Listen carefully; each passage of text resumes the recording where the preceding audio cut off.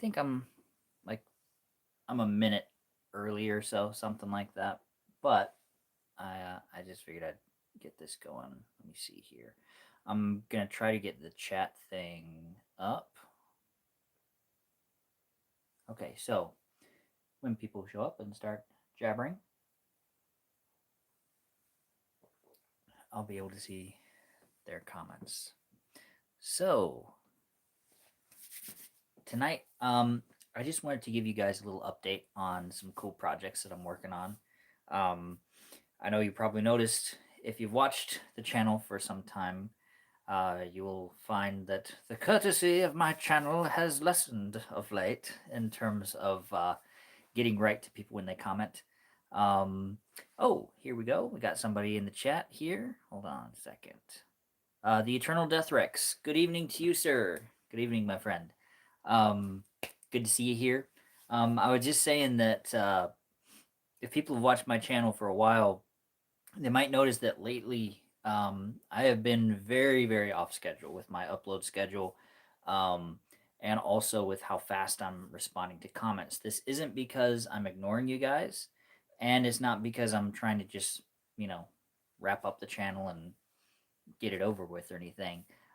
It's that I have actually been getting some really cool opportunities coming my way, and some big meetings with some very cool people, talking about some projects, and I'm going to kind of cover a little bit of that um, in this video right now, just so I can update you guys. There's some stuff I can't talk about yet, but it's very exciting possibilities for the future. And then there's other stuff that I can. So um, the first thing here would be, where am I with all these different projects that I've got going? The animation stuff, the fan films, all that kind of thing. Um, uh, Animation. I'm still designing characters and developing stuff for Call of the Wind. I hit a bit of a snag with that one, um, but I'm still working on it. It's not a dead project, so don't worry about that. I am working on it. It's just taking a bit longer than I anticipated to get that one done, just because of various factors beyond my control. With Jurassic Park, the Jurassic Park fan film, um, it's just too cold right now for me to run around in the park pretending to try not to get eaten by dinosaurs. But the cool thing is, I've got a good buddy that I'll be talking more about the connections with him in a little bit here. But he's down in Costa Rica, and he's been filming some cool stuff for me down in Tamarindo. Um, some jungles, some stuff at the beach. So I'm gonna be able to cut in some actual stuff down from Costa Rica into my Jurassic Park fan film to give it a greater level of authenticity. It's expanding the scope of this. He's also lending his voice in a really cool way to the film, and I'm excited to tell you guys more about that in the future. But yeah, you probably I don't want to seem like I'm name dropping to like brag or anything, but like he's a really good friend of mine, and he's very talented, and he's down there in Costa Rica right now, just kind of chilling, and he's been kind enough to film some stuff for me, and he's sending it back up my way. So when you see the final film, it'll look like I had a really cool budget and was able to go and film in these interesting places. Because when all of the color grading and editing is done, the shots that he's been getting down in Tamarindo in Costa Rica will blend seamlessly with the stuff that I'm filming where I am, and it's just kind of cool to see how movie magic works. How you can make it seem like you're in this really cool place, but it's I'm just going to local parks and places like that in my area.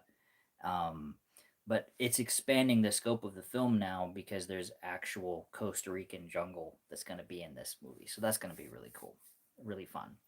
Um, so you may see that uh, not last week, but the week before, I posted a little preview of the Avenger of Blood. That's the big swashbuckling monster movie, um, where it's It's about a priest named Dante Legato who is part of this secret brotherhood um, called the Brotherhood of the Secret Cross, um, and they hunt down all the monsters, all the things that plague men, like werewolves, vampires, all that kind of stuff. Kind of going back to the old school kind of methods of monster hunting. Um, lots of lots of special weapons. They use something that called silver steel in this little world, and that's basically the only weapons that can kill these things. So like if you come after them with like regular guns or regular swords, you're gonna be out of luck.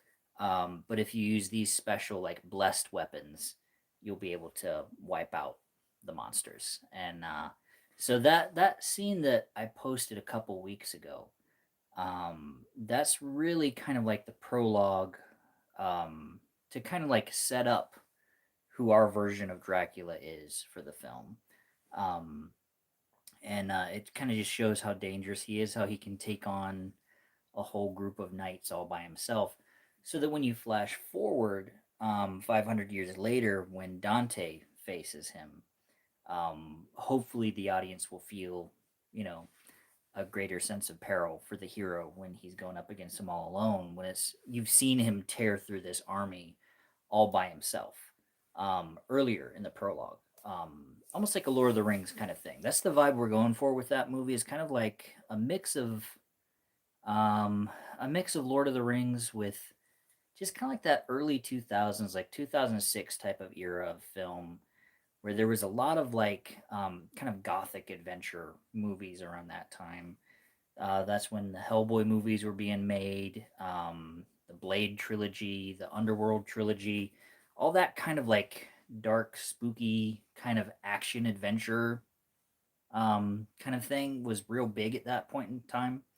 Um, so we're trying to mix a little bit of that vibe of like, you know, like the edgy teenager movie where there's like a rock song on the end credits with something like Lord of the Rings where it's a bit more fantasy and a bit more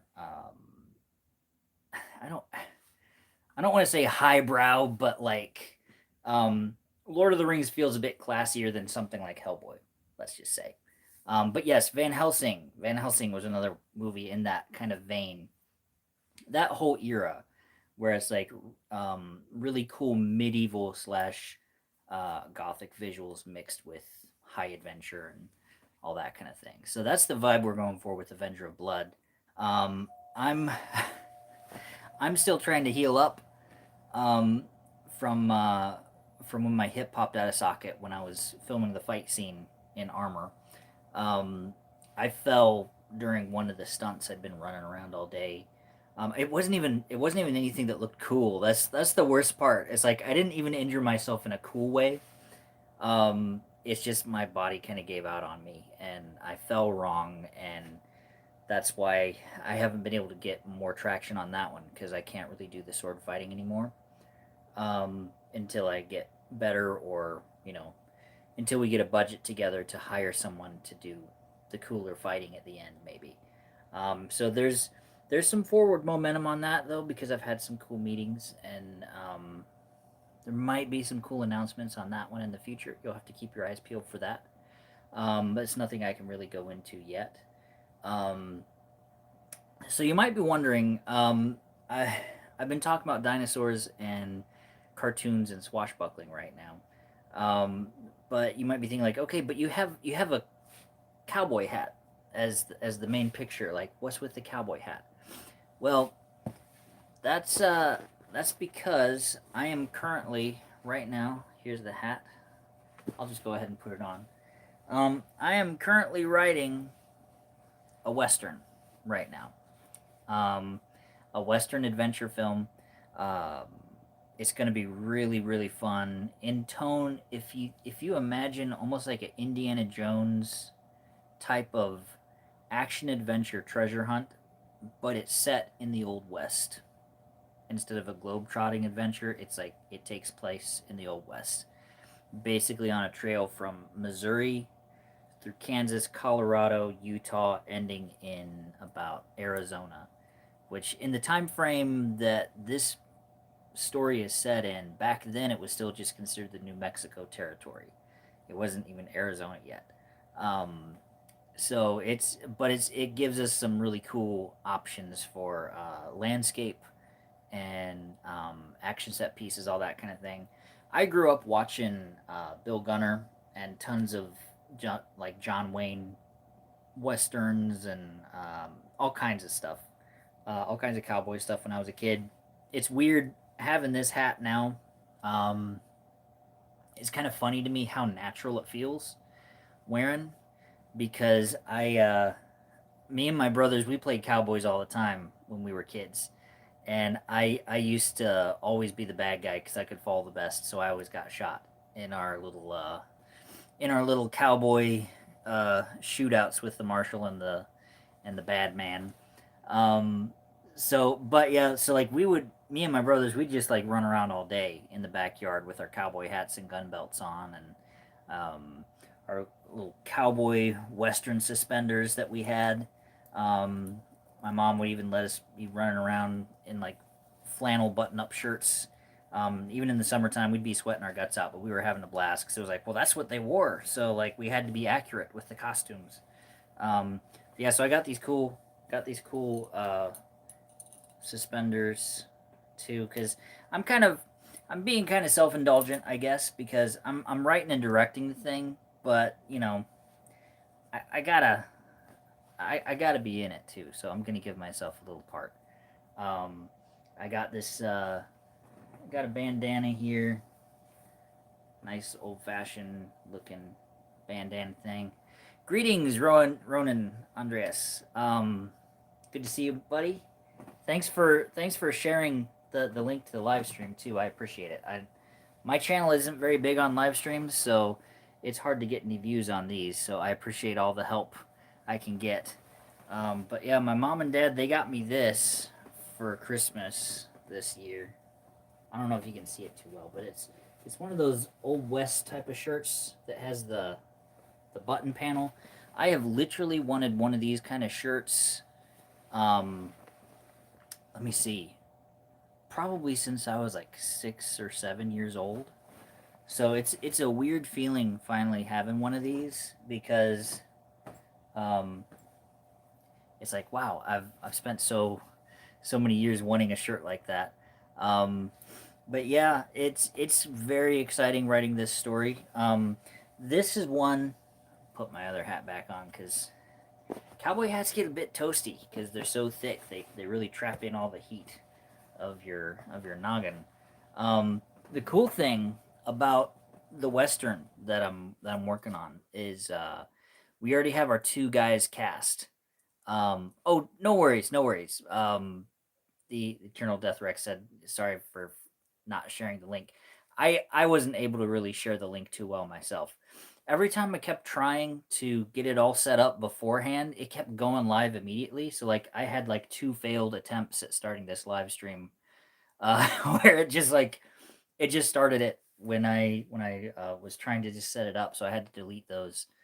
So I was having trouble sharing the link before it was live.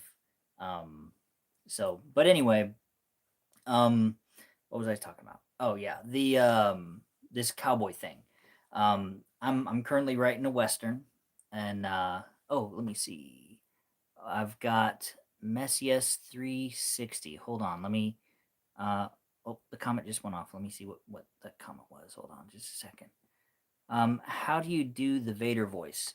The way that I do the Vader voice is I I actually do a lot of it with the post production.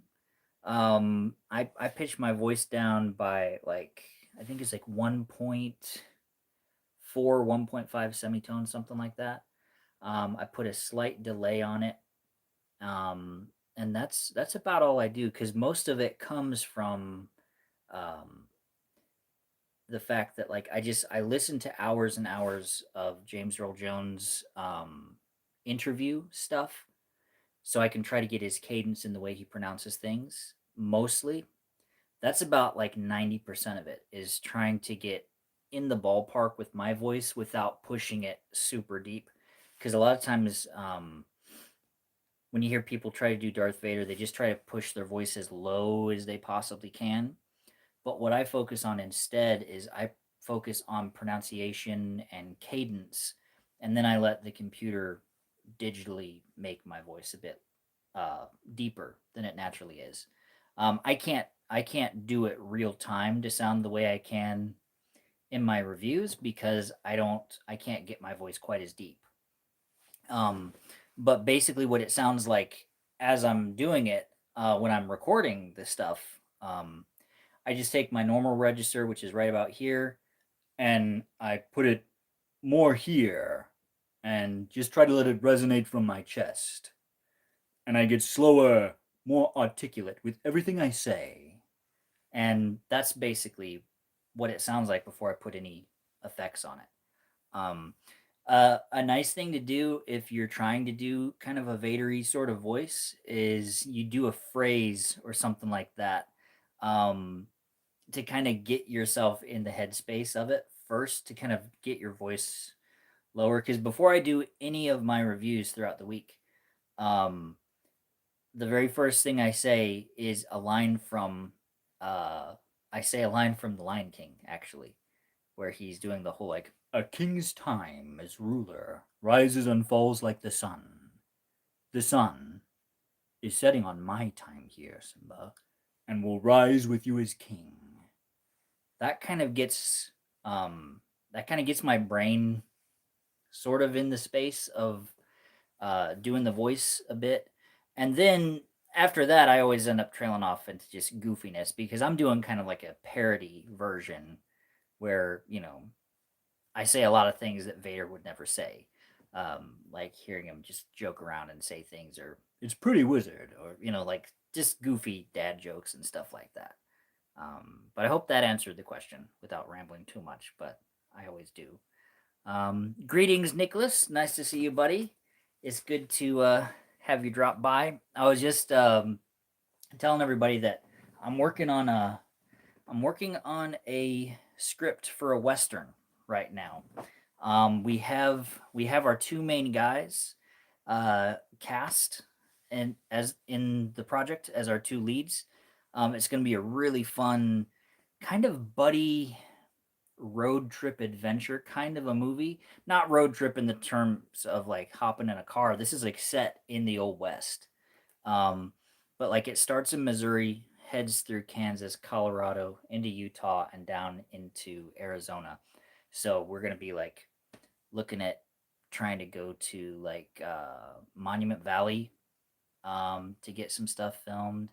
Um, there's an area called the Superstitions. They're a mountain range that is pretty cool in Arizona.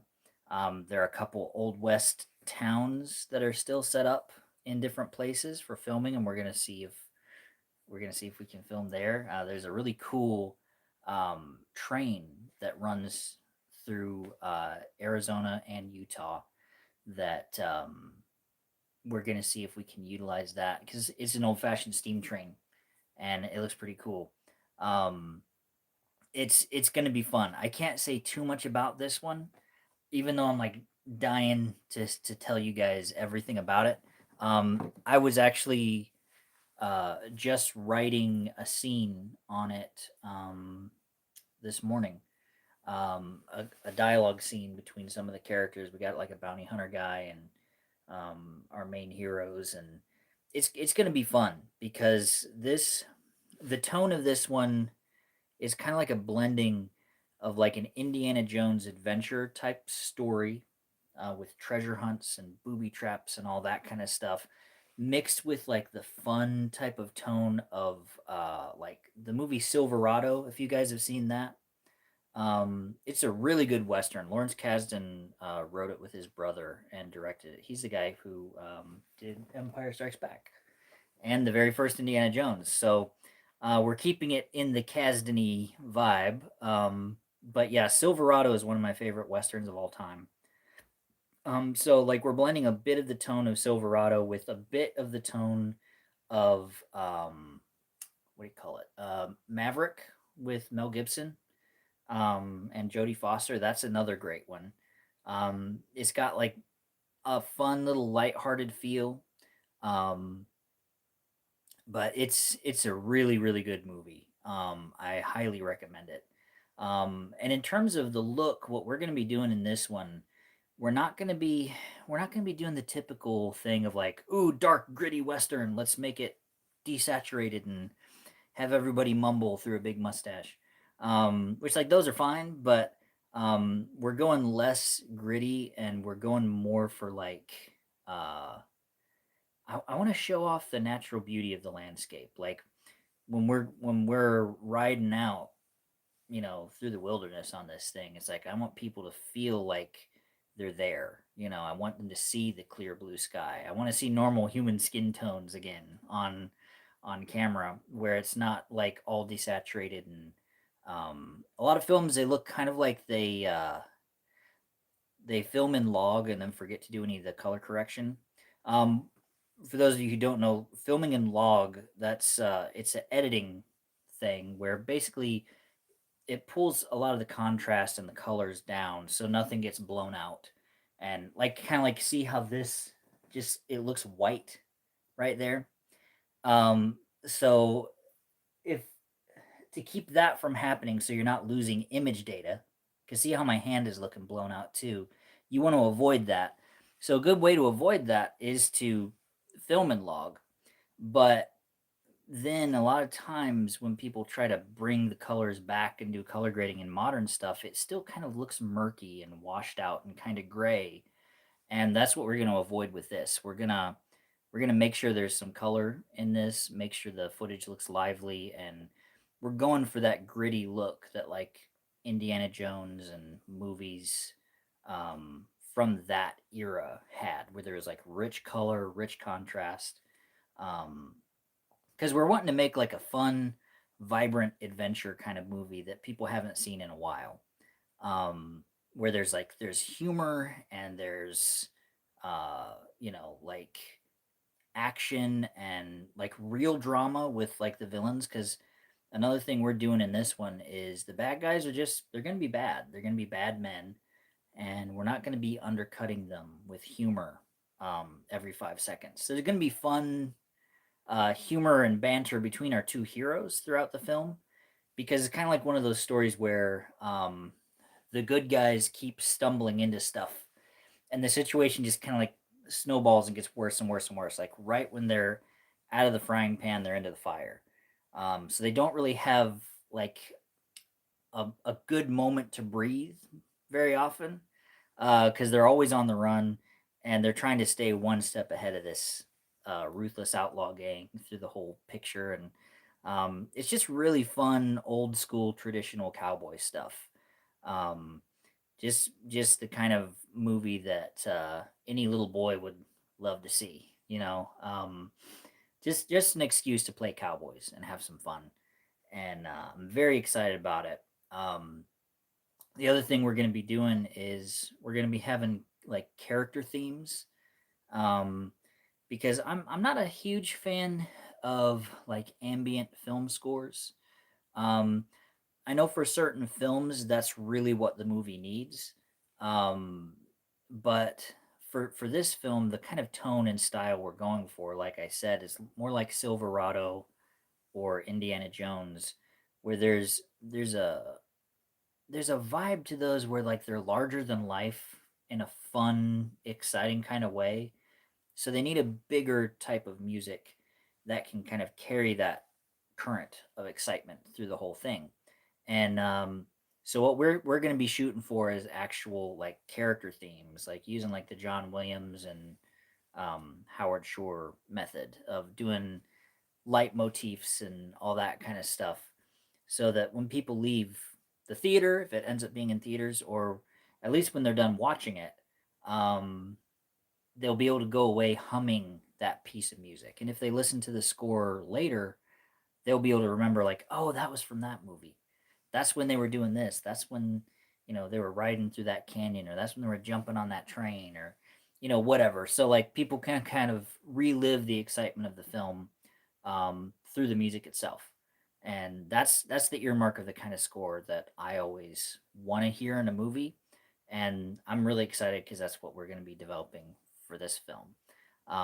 So the cool thing is, I haven't really like officially announced this yet, and like I said earlier, I'm not trying to be name droppy at all with this. It's just he's a really cool guy. He's a good friend of mine, and the guy who's going to be the main hero in this story is Jamie Costa. You may have heard of him. He's made some great films, and he's a really cool guy. And he's connected me with some really cool people. And we're working on this, and it's going to be very exciting.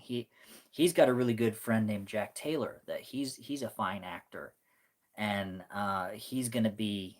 They're in the kind of buddy dynamic in this film. They're really good friends in real life too. So that's the cool thing, is their own like true friendship is going to help drive this story and like the heart of this film in a really cool way, because their real friendship is going to echo on screen, and it's going to be tangible. You're going to feel it, you're going to really feel this kind of brotherly friendship dynamic between the two of them. And also too, for me, it's fun because you don't get the opportunity to write very often, where you know exactly who is going to be the character. You know what I mean? So when I'm writing this film, I can picture them, and I know already what the film is going to look like. I mean, I always have a very clear picture of films that I'm working on in my head. Um, but this takes it a step further, because not only can I picture the guys because I already know who's cast as our two leads, um, but also I'm being able to get in kind of chats with them throughout the week, talking to them about their characters, um, giving them little inputs on like, well, what would you like? What would you like your guy to do here? What would you like him to do there? And like we're taking it as far as too, like where once we're like really rolling on this one, we're gonna go cowboy hat shopping, and those two, they're gonna get to pick out their own cowboy hats, because I feel like, a hat is a personal thing, and because you got to have a hat that you feel like, yeah, I like how that looks on me. Like for me, I bought this hat a little bit ago, and I modified it. It didn't come looking this way. I used like some steam, and I pinched the crown to get it shaped a bit more how I wanted. I rolled up the things because it was originally like very flat across the front, and just kind of like almost like airplane wings, just like a real sharp curve. So I was curling them in, trying to give it a little bit more of like the Quigley down under hat. Um, so it's that's the look that I really like. It was kind of funny. I started getting all this stuff myself, um, so I could kind of be in the project too in some fashion. And I realized after a while, I was like, you know what? Between this shirt, the shirt with that button thing, the color and look of this hat, color and pattern on the bandana, the suspenders and everything, like I'm subconsciously putting together basically a Quigley type of look. I wasn't intending to originally, but it just kind of happened. Um, but yeah, let me look through the chat real quick and see what you guys are saying real quick. Hold on a minute. Let me see. Let's see. All right. So Ronan said bright colors and none of that brown, blue, or yellow filtering. Yes. Yeah. I'm. We're not gonna turn this into like a sepia tone film. We're gonna let the sky be, um, like nice true colors, and when we're in the red rock areas, you're gonna see the color of the true stone. It's gonna be very nice looking. Um, Messy S360 says everybody loves a bad guy. Yeah, what the villain? I have the main villain's introduction scene written, and it's one of my favorite bad guy scenes I've ever written. I wrote that just a couple of days ago, and when I read it, it's funny because like it's mainly just a dialogue scene, but there's this layer of intimidation to the guy that I was able to get with it, that like I guess it pays off to watch a bazillion westerns because you start learning the way guys should talk and act, and it has a very like Steven Spielberg movie character reveal to it, and I love that because um, that's the vibe we're going for, is like a very like cowboy movie through the lens of Steven Spielberg in terms of visual tone and the way the story is crafted and everything like that. Um, I'm very excited about this bad guy character. His name Wiley Bill Masterson. That's his outlaw name. Because when you go back through history and you look, I've been doing a whole bunch of historical research on the time period and people from that era, and a lot of times outlaws had kind of funny nicknames like that. So he's if you've seen Tombstone, there's the guy that's the leader of the Cowboys. His name is Curly Bill, and he was a really brutal guy, but he still had this nickname that sounds kind of funny, Curly Bill. That doesn't sound very intimidating, but it's like when you know what the guy did, it's like, oh, okay, yeah, he's a bad man, you know. And so that's kind of the same thing here. My guy is Wily Bill because he's clever. Like he's, you know, no marshal can track him down hardly. He always seems to get away whenever he plans these big robberies and everything like that. So, and then Masterson, I just picked that because it's close to a family name, and also there's a guy named Bat Masterson a long time ago, um, and I don't believe he was an outlaw, um, but I just like the name Masterson for has a good ring to it, um, and yeah, so I'm excited for you guys to see that guy when he shows up on screen. And let me see here. Um, Yes, drawing from reality. The Eternal Death Rex said, drawing from reality to flesh out the story. Basically, that's what I'm doing. I'm looking through for historical context for things, um, so that way, if there are any interesting moments in history that I can have our characters kind of butt into and be like, oh wow, that's something from the era that most people don't know about. It adds all these fun little layers of authenticity to the story to make it bigger and a better researched film. Um, so yeah, so Ronan said for sure everyone remembers the shape of famous cowboy hats. That's that's what I really like about this one, is that like there's something fun about it. It's a little nerve wracking at first because you know cowboy hats aren't cheap, but I got the most really I got the most inexpensive one I could find, and I decided like okay I'll get that, and then I'll just modify it myself. So I looked up on YouTube how to modify a cowboy hat, and I just kept like putting it on, looking in the mirror, and being like, okay, that's these aren't curled in enough, and so then I basically you boil some water and you get some steam going, and you run the hat over the steam like back and forth, and then it makes it pliable enough where you can kind of bend it up and kind of just hold it there until it kind of, you know, it sort of kind of, you got to let it stay there until it cools off a bit, and then it's cool because then it kind of keeps the shape that you put. um, so but yeah, it's fun working on these. I got totally ripped off first because I ordered this other hat. It was supposed to be what they call a Gus hat. Those are the kind of cowboy hats that like it has a real tall crown where like it curves up towards the back. And I ordered this one offline, and what came in the mail instead was this. It's like just a cheap little fedora. It's just like a tan floppy little fedora. Like this isn't even a cowboy hat, really. It's just, I mean, it's comfortable. It's a very comfortable hat, but it is totally not what they said it was on their website. So I got a full refund on it, which is nice. And then I used that to buy this one. So, and I'm much happier with this hat because it's more what I wanted it to be. So, but let me see here. Ronan said, I have a black hat. Luckily, it fits my head about the same as my dad.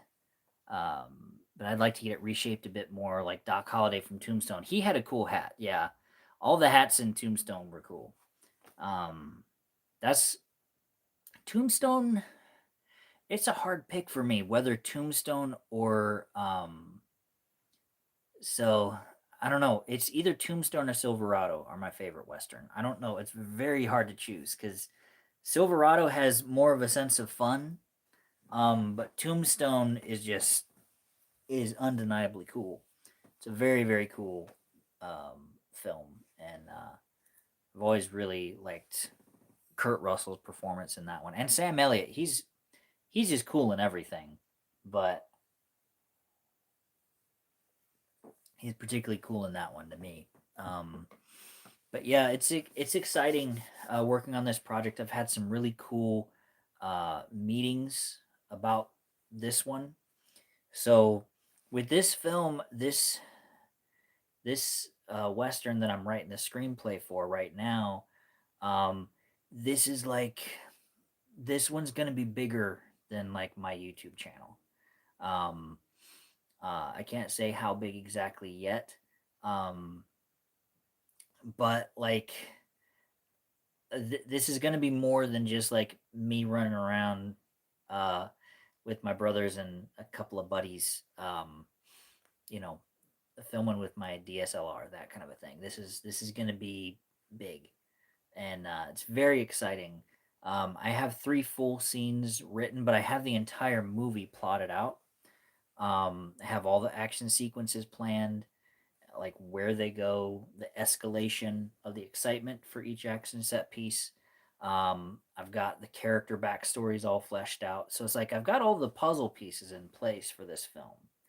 And now all I need to really do is just fill in like the precise dialogue because I have it mapped out completely. And just over the past couple of days, I've been really um, fleshing out these scenes, like writing them in full on, uh, you know, dialogue scenes, and some of the most satisfying writing that I've ever done. Um, it's very fun to me, kind of coming back to this genre after all these years. Because when I was a kid, I watched westerns all the time. That was basically all we watched when I was a kid. But then I discovered Star Wars, and that kind of got me off on a tangent of sci-fi movies and fantasy movies, and then all the superhero craze started, and it was like, okay, this is new, this is bigger, this is more crazy, all these big visuals, dinosaur movies like Jurassic Park and all that kind of stuff.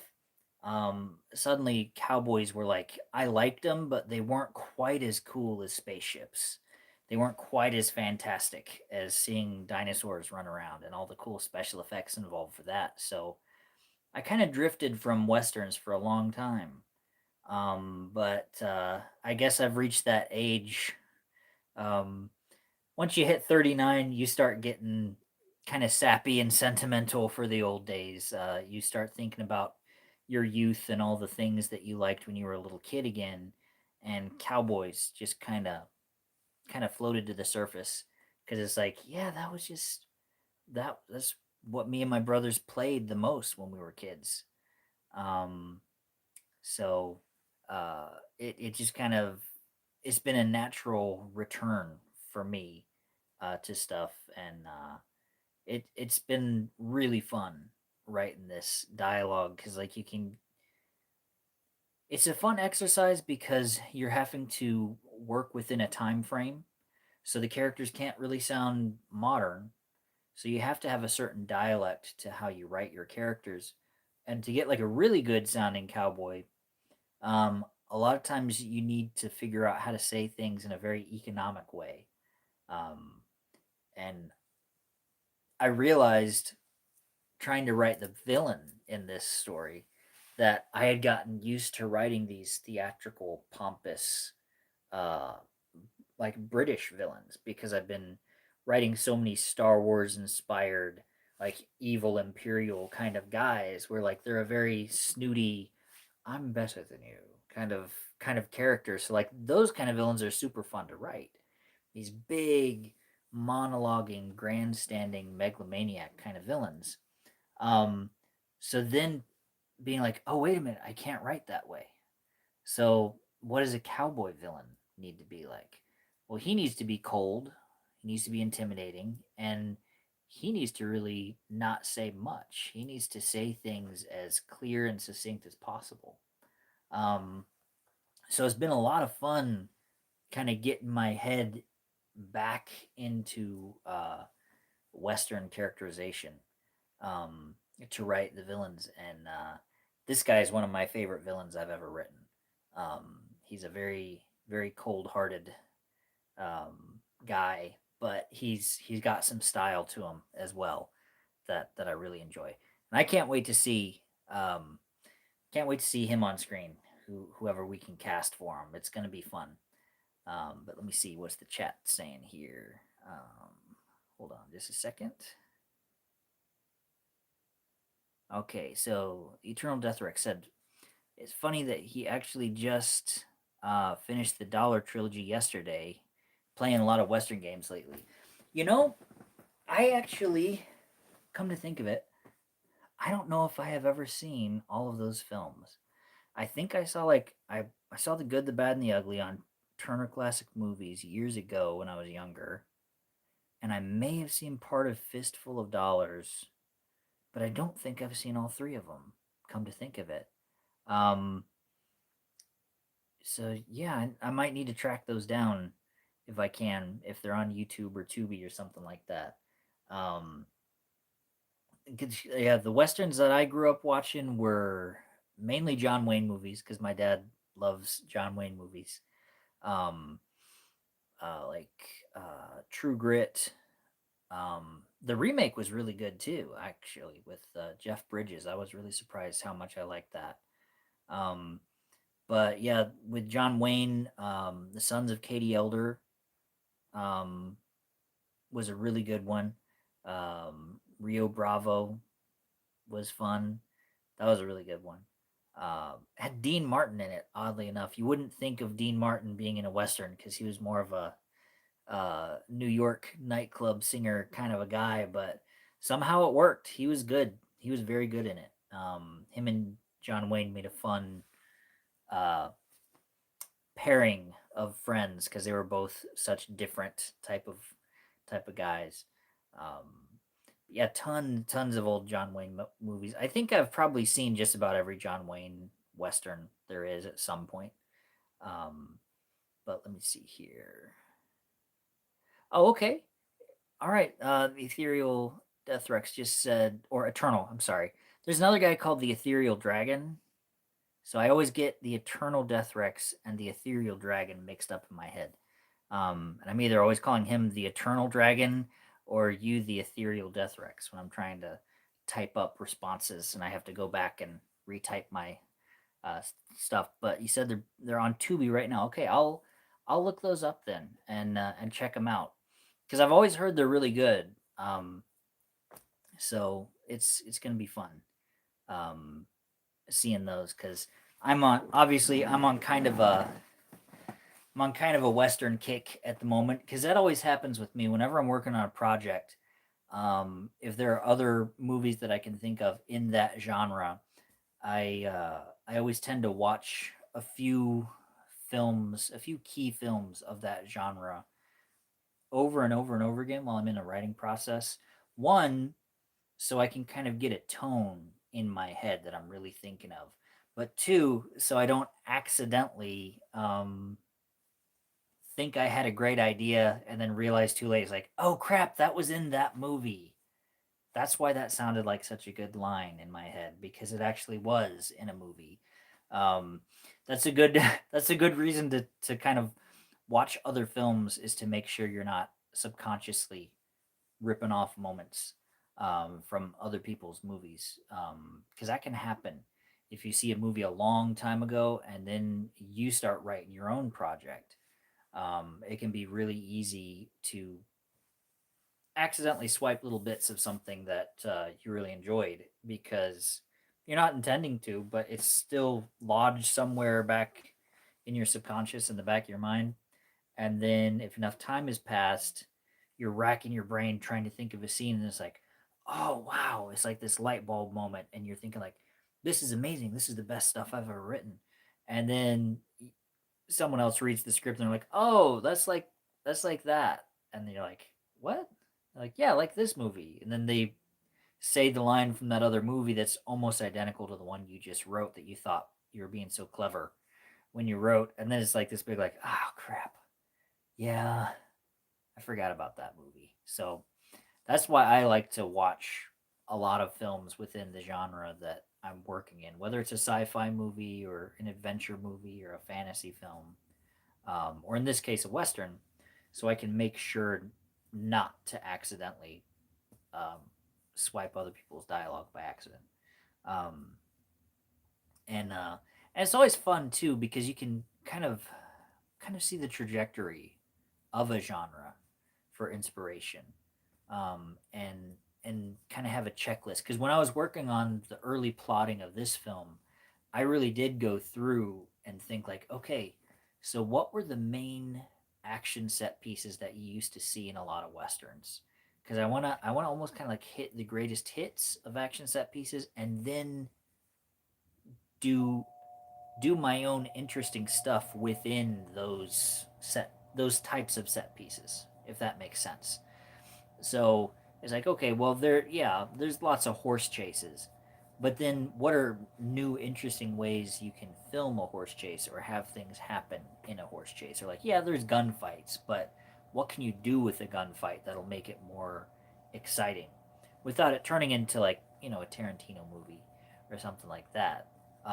Still keep it within the Western genre, but make it something that might be more punchy and visually interesting than they could have done in like the 1960s with a John Wayne movie. Um, like I said, kind of shaping a western through the lens of like Steven Spielberg style thing, like the adventure and action of Indiana Jones, just done with cowboys instead. Because it's not really that much of a leap, because he rides horses and shoots revolvers, wears a hat, and punches guys. So it's very applicable to cowboys. And so yeah, so taking that kind of Indiana Jones grit and wrapping it around a western is what we're doing with this. So, but I've been rambling a lot. Are there any questions that anyone watching has? I'm opening the floor to you guys if you have any questions, and if you do, I'll try to give you the best answer I can within the limits of what I can discuss so far without giving too much away on this project. So, ask away if you have any questions for me.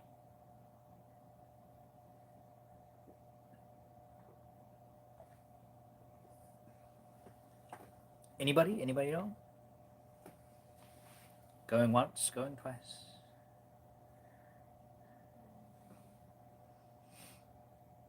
Questions about this project or any of the other stuff that I'm working on? Because I know I've got a lot of things in progress right now.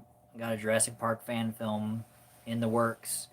Got an animated thing I'm working on. Other animated projects in the pipeline as well. Um, lots of fun stuff that I'm working on. Some sword fighting movies. But any questions? Any at all?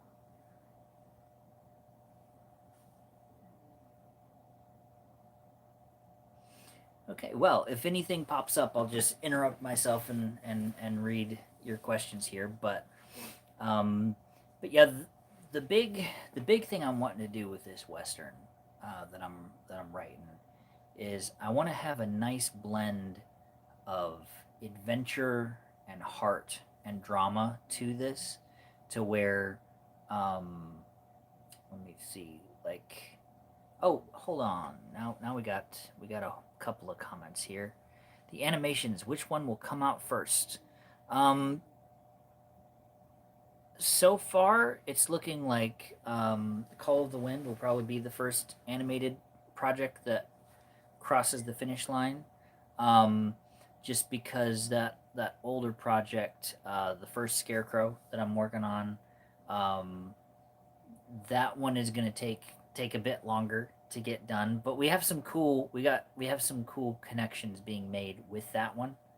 Um, but yeah, like Call of the Wind, that's probably going to be the first animated project. And then I have another bigger one that I'm developing right now that I'm writing a bunch of songs for. That's going to have kind of the feeling of like a '90s era Disney movie, but that one's going to require like a budget and a studio um, to make that one happen. Um, but it's a really fun little story. It's like a pirate themed animated film. So it would be a lot of fun. It's like got a lot of humor and excitement and adventure mixed with the songs and all that kind of stuff. And of course, since it's a kind of a Disney style thing, there's a love story mixed in and all that good stuff.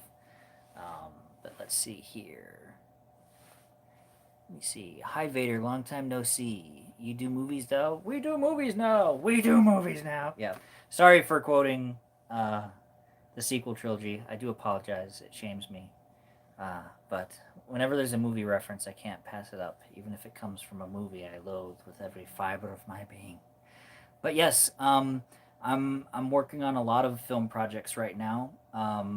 We have some fan film projects that we're in the works on, but I'm currently writing a lot of original stuff that I'm collaborating with a good friend of mine on right now. And I've been having some very exciting meetings with him and some other people to get some of these bigger projects made um, in a manner beyond just kind of like what I can do with my little YouTube channel here. So things are getting crazy, and that's actually why I've been kind of spotty with my uploads lately. I discussed this briefly, like right at the beginning, but I've been so busy with some of these meetings and with working on these big screenplays and stuff that kind of uh, it's kind of been wearing me out a little bit, and it kind of eats into your creative um, I don't know how you'd put it, like creative energy or whatever you want to call it. I don't mean that in like a spooky sense. I just mean like having the energy to do anything takes a mental toll on you when you're kind of working on big projects like that. Cause like I've got, man, let me see. I've got like over 10 different manga concepts that I'm writing right now. And it's just, I've got like over 6 different full screenplays that I'm writing at the moment, and it's fun just hopping around to all these different things because when you get stalled or stuck on one thing or another, um, it can be it can be nice to hop over to this project for a while and be like, okay, well, I hit a brick wall with that one for a second, and then we'll uh, we'll move over here to get to that one for a moment, and then by the time I'm done writing on this one for a little while, the solution to this other problem over here presents itself, and it's like, oh, I can write that down now and get this going. So it's kind of fun. It's a little bit of tonal whiplash every now and then when you're working on a cute animated movie, and then you have ideas for a monster movie swashbuckling film, and then you have another idea for like cowboy stuff, and then some medieval stuff, and it's kind of cool. Um, so let me see here. Let me look at these comments here for a second. Someone said, "What inspired you to work on Call of the Wind?" Really just my old love of animated films. Like most kids, the first art form I was ever introduced to was hand drawn animated movies. I loved Balto when I was a kid. It's one of my favorite movies. I used to pause the TV so I could draw Steel and some of the other characters from that movie. Um, and just I don't know. I just really wanted to do something with wolves because I've always thought wolves were cool. I grew up in the '90s, and there was this funny era in the '90s when like wolves were like super popular because they were kind of reintroducing wolves all over the country. So there was this big push to be like, wolves are great. They're not dangerous at all. They're beautiful animals.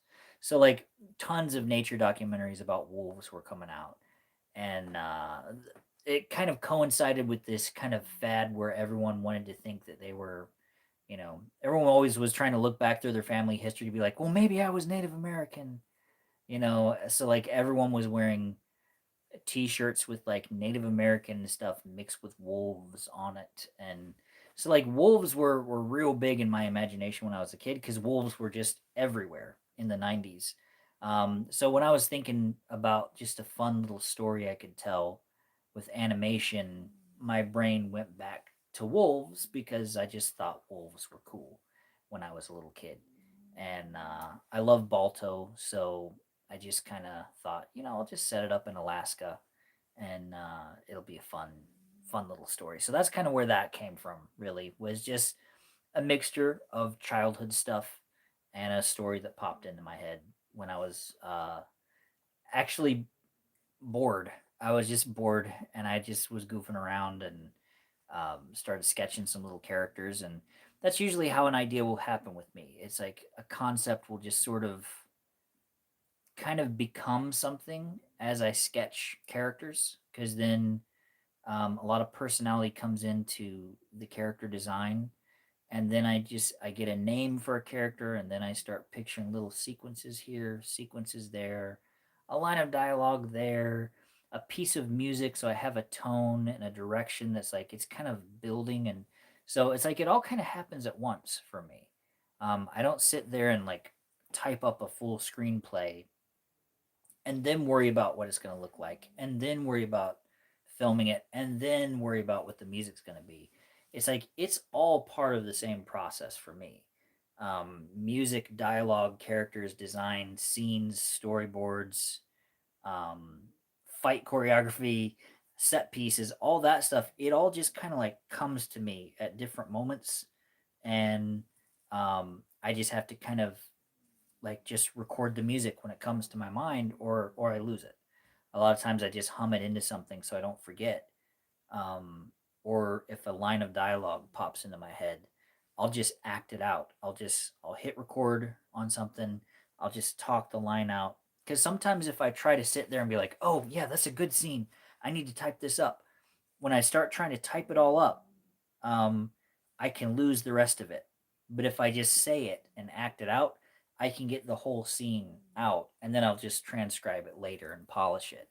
Because I'm dyslexic, so spelling isn't my strong suit because I invert letters a lot. Um, so if I sit down to try to type up an idea when it first starts popping in my head, I'm thinking so much about trying not to invert things.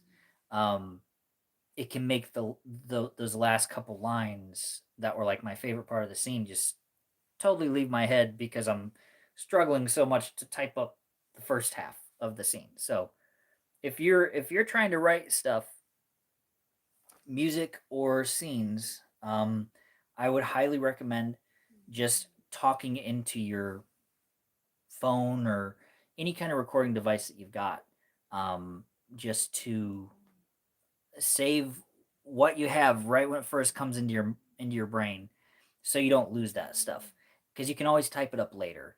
um, and it's you don't want to lose it, because I've had so many frustrating instances when um, I've lost the best part of a scene because I was trying to type it up, and it left my brain. So let me see what these say here. Eternal Death Rex. Did you consider looking at Victorian era dialects, since Westerns are of that era at some point? What I have done, as far as Western stuff, is I have looked up a lot of quotations from people from that time, um, to kind of see the way that they spoke, at least in letters and interviews, for old newspapers.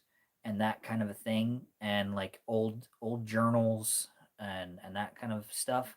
And also too, the part of the country I'm living in, I've taken some of that dialect into account because I don't really sound like where I'm living, because I grew up somewhere else, and then we moved down here, and so but I've heard a lot of native speakers, shall I say, from this region. So I kind of blend the area I'm living in right now, with historical stuff. So we kind of meet in the middle, um, on it. So it's like, so it sounds conversational, but it also doesn't sound modern. So that way it doesn't seem like, you know, it's not one of those weird situations where people are in period costumes, but they're just kind of like, "Hey, what's up, dude?" And they just seem totally modern, because that always really bugs me when characters are too modern in period piece films. So let's see, Ronan. So there's perhaps a chance we'll be seeing something you made in theaters. There, if everything goes well, there really might be, and that's the craziest thing for me to wrap my head around.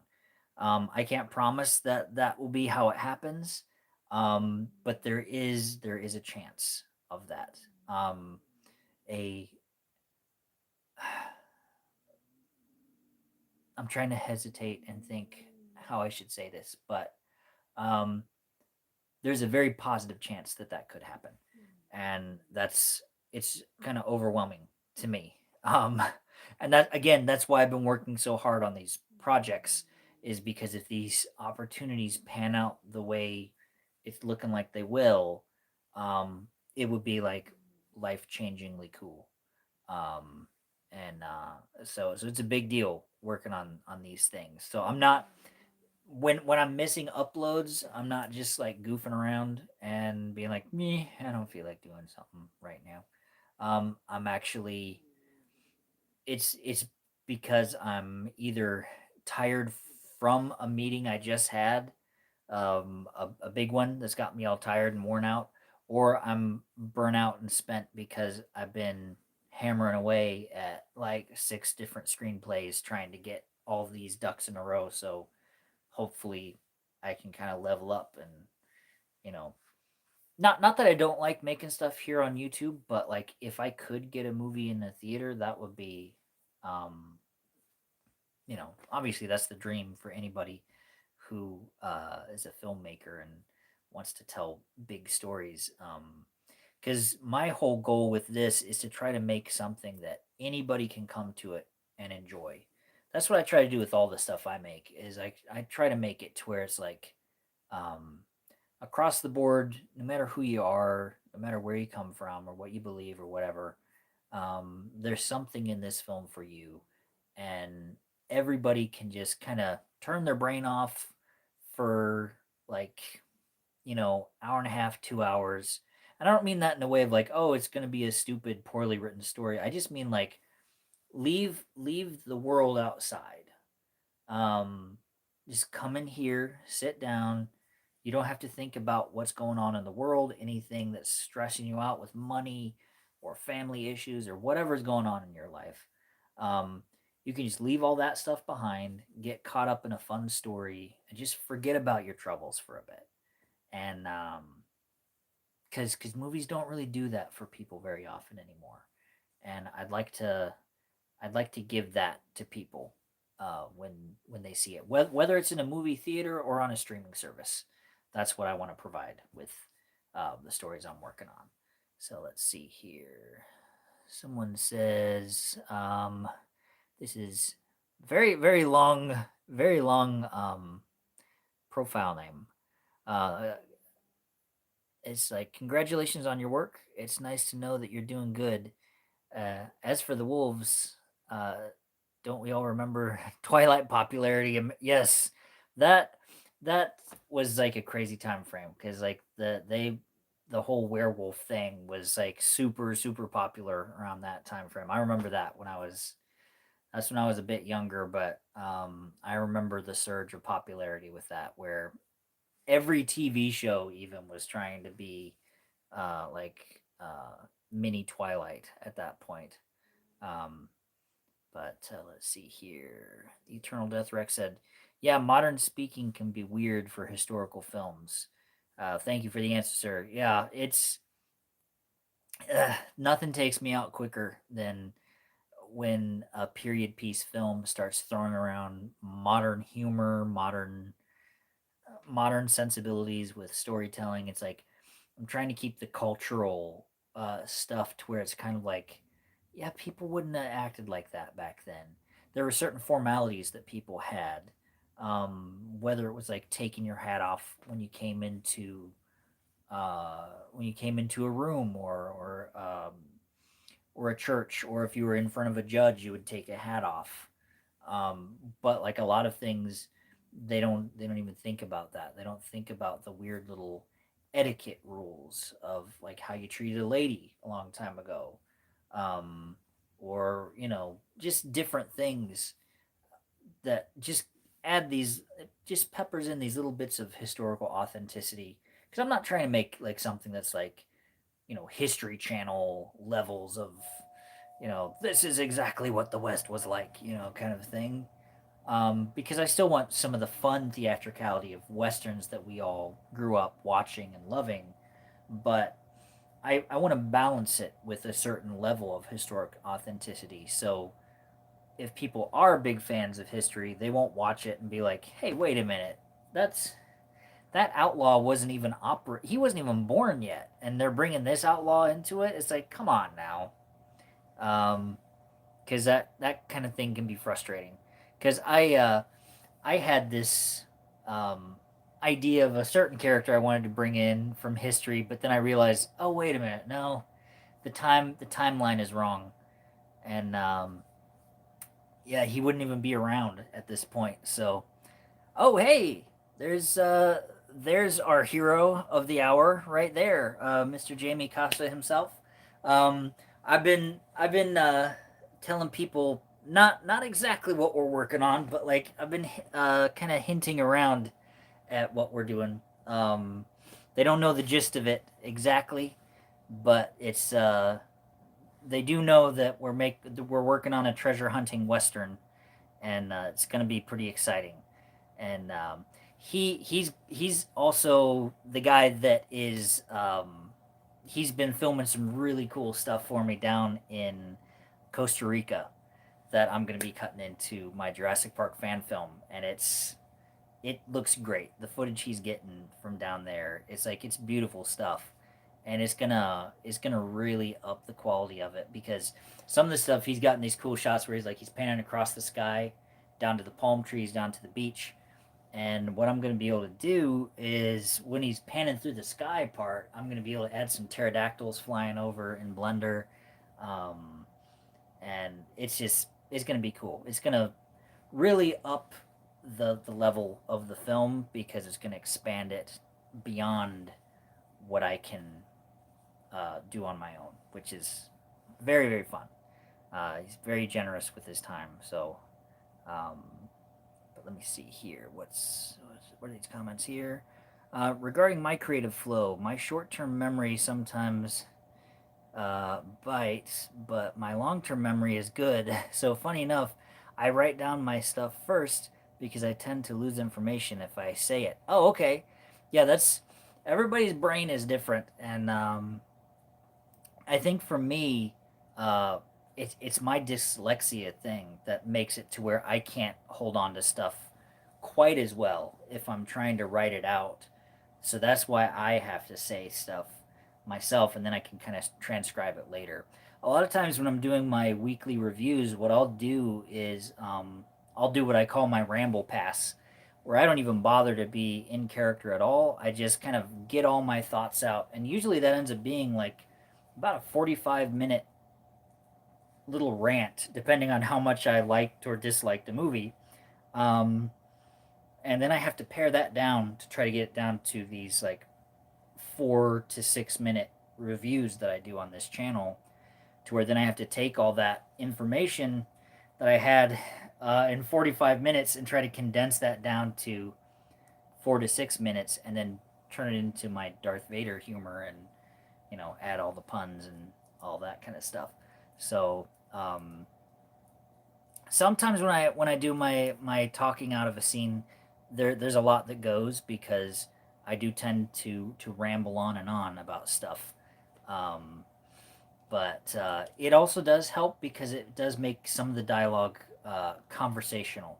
Because I always write dialogue like I write song lyrics. I try to make sure there's like a flow to it and a rhythm to where if someone reads it, there's there's just about only one way to say it to make it feel right.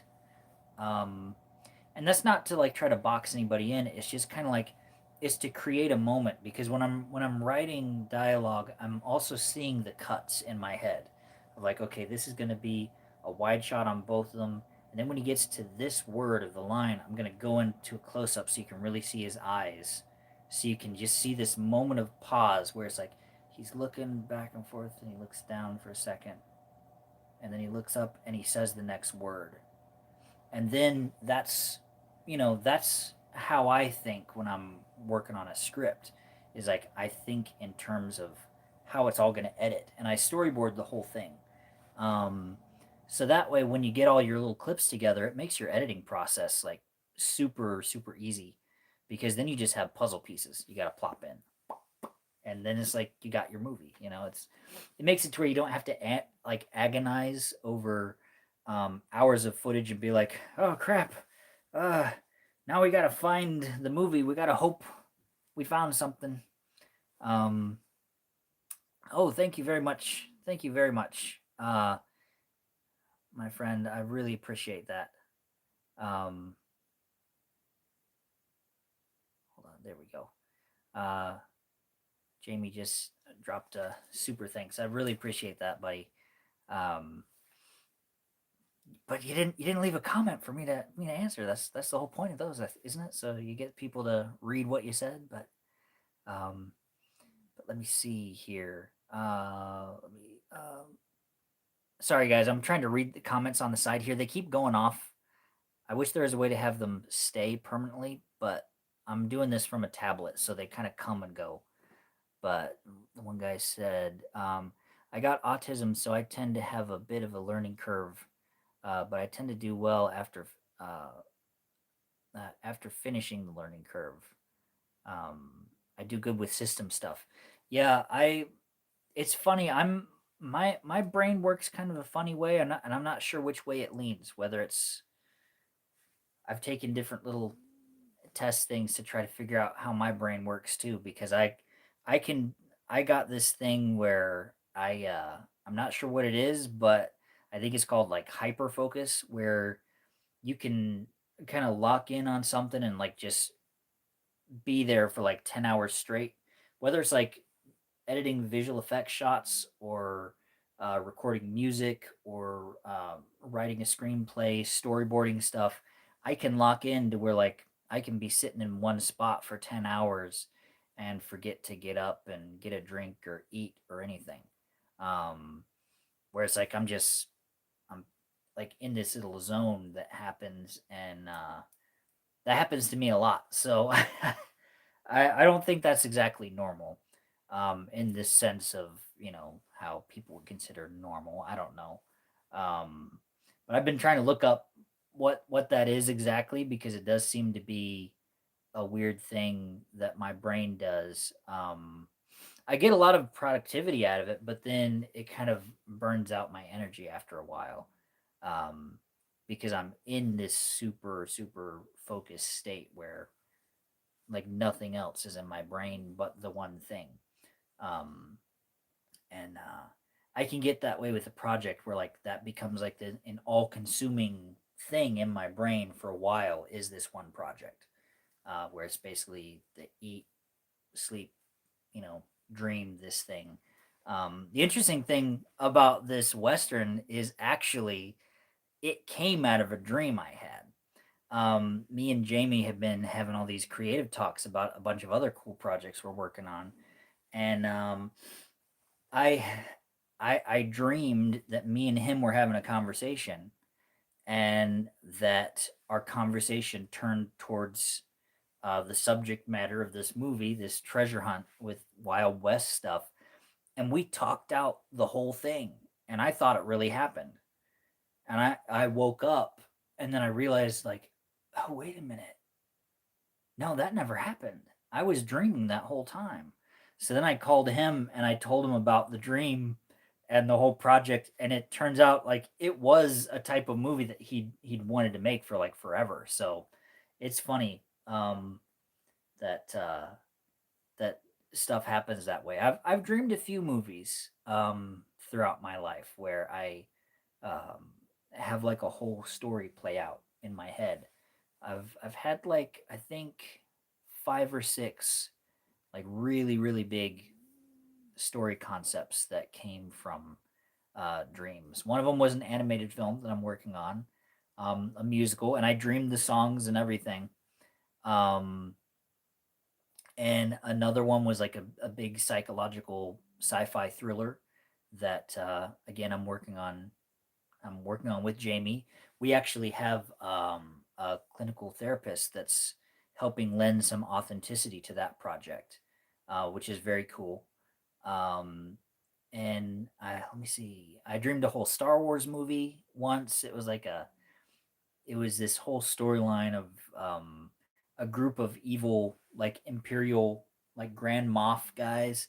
They could see the war wasn't going too well, so they had like this secret council, and they were like, if we just kind of break off and fortify our own territories, when the Empire falls, um, we can just kind of be like, kind of make peace with um, you know, make peace with whatever new government comes along and be like, hey, just stay out of our backyard and we'll stay out of your backyard. Um, so they're like fortifying their own territories rather than functioning towards the Imperial war effort. The Empire gets wind of this, and he sends Darth Vader to go deal with these treacherous Moffs. And it was basically like a little mini civil war within the Galactic Empire towards the end of the Galactic Civil War. And that was kind of like, in the dream, that was my brain making an explanation as to why the Emperor didn't have enough troops to totally wipe out the rebellion. It was because, like, well, I'm dealing with this over here, and so Vader had this special unit, and it was basically like Imperials versus Imperials, but Vader had this special troop of stormtroopers that, like, they had, the shoulder pads that like the sand troopers have, the orange ones. Um, it was they had those shoulder pads, except theirs were red and had an Imperial insignia on them. And this was when I was really young, so I didn't even know about the 501st or anything like that. But it could be the 501st very easily, um, if I ever flesh this out into, like, making it into a fan film or something. But they were called Vader's Fist in the dream, and it was just, he brought in Boba Fett to help because it was me as a kid, just everything I wanted to see, which was like Darth Vader just being awesome and Boba Fett flying around with a flamethrower, just like torching stormtroopers, and you know, and little bits of like Imperial officer intrigue. I was actually building computer animation models at the time, and I built a Darth Vader, I built a stormtrooper, a Star Destroyer. I got stuck trying to build Boba Fett because his helmet has a lot of very difficult shapes to build. It's a lot of compound curves and indented sections, so he was a very complicated model to try to make, and that killed that project because, like, I was planning to animate it all by myself on the computer, and this was back like before YouTube even existed, so I didn't really have anywhere I could put it. I just was wanting to make it just because I wanted to see it. Um, but yeah, every once in a while I've thought about coming back to that story and actually trying to flesh it out and turn it into something, but you never know. It might happen someday. But yeah, let me see here. What are the comments here?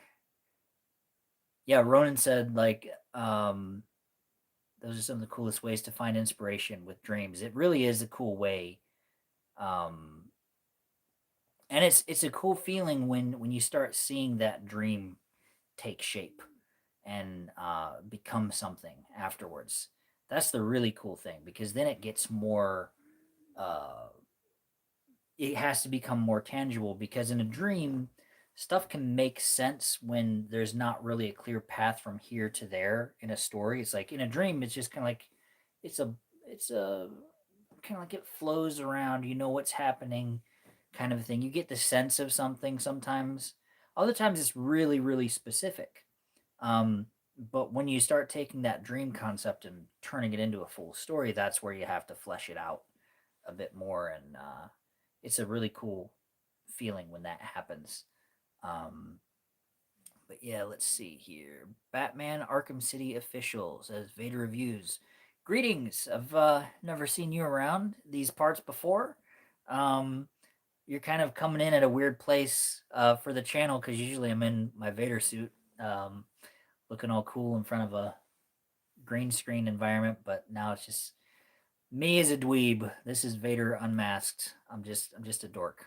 Um, big surprise, guy who dresses up like Darth Vader every weekend is a dweeb. But yeah, it's good to see you here. And let me see. Ronan said, "Sounds a little like where the Fell Empire could come from." You know, that's a good point. Um, that storyline would really tie into that. The funny thing is, like, it was called Empire at War. That was it had like a text crawl and everything. And apparently there was some game called Empire at War back in the old days. I don't know what it was. It might have been like a strategy game or something like that. Let me see here. Says, all right, I gotta go. Goodbye, guys. Good luck with the projects because I know that art projects can be a nightmare to get off the ground due to time schedules and funding. That's certainly true, but they're very worth it when they come to fruition. Thank you for dropping by. I really appreciate the comments. Thanks for sticking in here, and you get a good rest. Um, and we'll talk to you later. So, we're not going to go for too much longer here because I don't want to take up too much of you guys' time. But yeah, we've got a lot of really, really uh, big stuff coming. Had some very cool meetings, like I said, with some very nice, very cool people. Um, and like this stuff is picking up steam in very exciting ways because it's getting to be more than just um, me and a couple of laptops, trying to work out stuff for YouTube in the best way that I can do it on my own. This stuff is getting bigger, um, and I was able to pitch some projects to some people, and it was a really good talk. And we're gonna have a follow up meeting as well pretty soon here, which I'm very excited about. And just depending on how these talks go, we'll see which direction things go, of like what we attack first, and it's gonna be very very exciting. And my head's honestly still kind of reeling from all of it because I've been grinding away at this little YouTube thing ever since like 2018. I think it was 2018 was when I started in May. So I've been doing this for a while, and like I can't believe like how many times I was like this close to being like, well, the views just aren't happening. I don't know. I guess whatever it is that people want to watch, I ain't got it. So I was like this close to stopping all these times, and it just shows that like don't give up when you're working at something, even if it feels like you're just beating your head against a wall.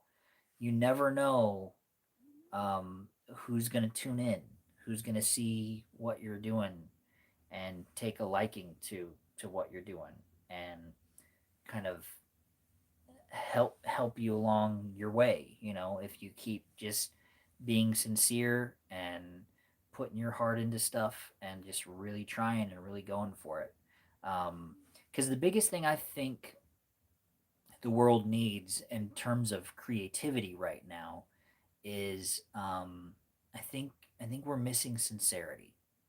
I think that's a big thing that audiences are missing, and that films and storytelling are missing, because we've reached this age of irony where any moment of deep emotion, any moment of villainy, any moment of anything, anything moving or sacred, whatever it is, it's always got to be undercut by a joke, by an ironic joke, because it's kind of like, well, you know, if we make fun of ourselves first, then the audience can't make fun of us because we already did it. We already told the joke, and I think it comes from a place of maybe insincerity, um, but it also comes from a place of insecurity. I think because just the internet being what it is, people will really rag on something big time, and I've been guilty of that too in the past. Um, all you got to do is look at my older videos of movies I didn't care for, and I kind of ragged on them a bit.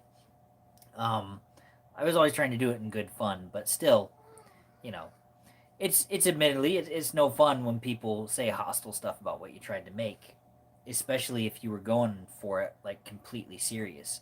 So I can see why there'd be a temptation to be like, well, if I just don't do anything seriously, and if I make the joke first, nobody else can make fun of me. It's almost kind of like a way to kind of preemptively keep people from being mean about whatever you tried to make. Um, and it's like, it just, but it leads to a movie never having any true heart to it, unfortunately. Because if you never take that risk, it's like, it's like, yeah, you're not being criticized for anything, but it's also because you never really made anything um, that was very deep either. It's very surfacey. Um, Kind of makes me think of a line from Forbidden Kingdom when Jackie Chan is talking about, like, if a man is strong and shows his heart has never broken, um, has he ever truly lived? It's like, if you're keeping this little shallow level of like, well, if I don't take any risk here, no one can ever say anything about it. It's like, well, yeah, but then it's pretty boring too, because you just didn't try. Um, but yeah, I agree completely. Nicholas said too many writers just write about themselves to feel validated. A lot of writing these days feels very much kind of like self congratulation or self therapy, um, where people are trying to work out their personal issues, which it's good to work out your feelings and all that kind of stuff, and get healthy emotionally and all that kind of stuff. But if people are trying to use franchises as a vehicle for their own uh their own personal therapy sessions, it's like it's not really going to work, because then it's very targeted to them specifically, and it's like, well, you're going to like it, I guess, but it's like, if you're writing for an audience of one, then you can't be surprised when the rest of the world doesn't really enjoy the story too much, because it's too inside baseball. They haven't lived your life. They're not dealing with whatever you're dealing with. So there's a common human experience, I think, that you can tap into, where stuff is like applicable to everybody, and those are like the bigger, broader themes that I try to hit of things, where it's like it's emotionally resonant to everybody, um, and it's not laser focused on one thing or another. Um, and I think there's another misconception too, where um, people are trying too much to make something that's relevant. People always throw that term around now. They want to make something that's relevant for today. But then the problem is that's going to date your film horribly, because what's relevant right now is not going to be relevant in just a couple of weeks, because culture has become so disposable. People are outraged about something for like a day and a half on Twitter, and then within a you know day and a half, they found something new to be mad about, and the old thing doesn't matter anymore, and you never hear about it again. So like if you're chasing relevance, your movie's going to be outdated by the time you even release it. So, um, chasing relevance is gonna like it dates your movie, but if you try to tell a timeless story is always relevant, um, because people can always find applicability to a timeless story to what they're going through right now, and that's when you have a story that lasts. The stories that really matter, as Samwise Gamgee would say. Um, those kind of stories are the ones that have the deeper emotional themes that like everybody can relate to, no matter who they are or what they've gone through. There's a certain amount of commonality that everyone has, and that's what I try to that's what I try to put into all the projects that I'm working on. Something that's like universal that everybody can connect with, um, and just kind of when me and Jamie are working on stuff, it's kind of like we're really focusing on bringing back a little bit of that magic from the '90s back. There's such an optimism in storytelling, um, in in a certain era of the '90s, um, and we're trying to bring that fun back. And because the early 2000s is that's when like the whole dark and gritty thing started. And there's nothing wrong with a serious story. Um, but I think we've gotten so dark and so gritty that I think that's what gave rise to the irony, because people needed a break from dark and grim and hostile and nihilistic. So, but then they didn't really have any hope either. So the only place they went to was kind of like, well, if I at least just like make fun of everything and don't take everything seriously, at least it's not grim and depressing.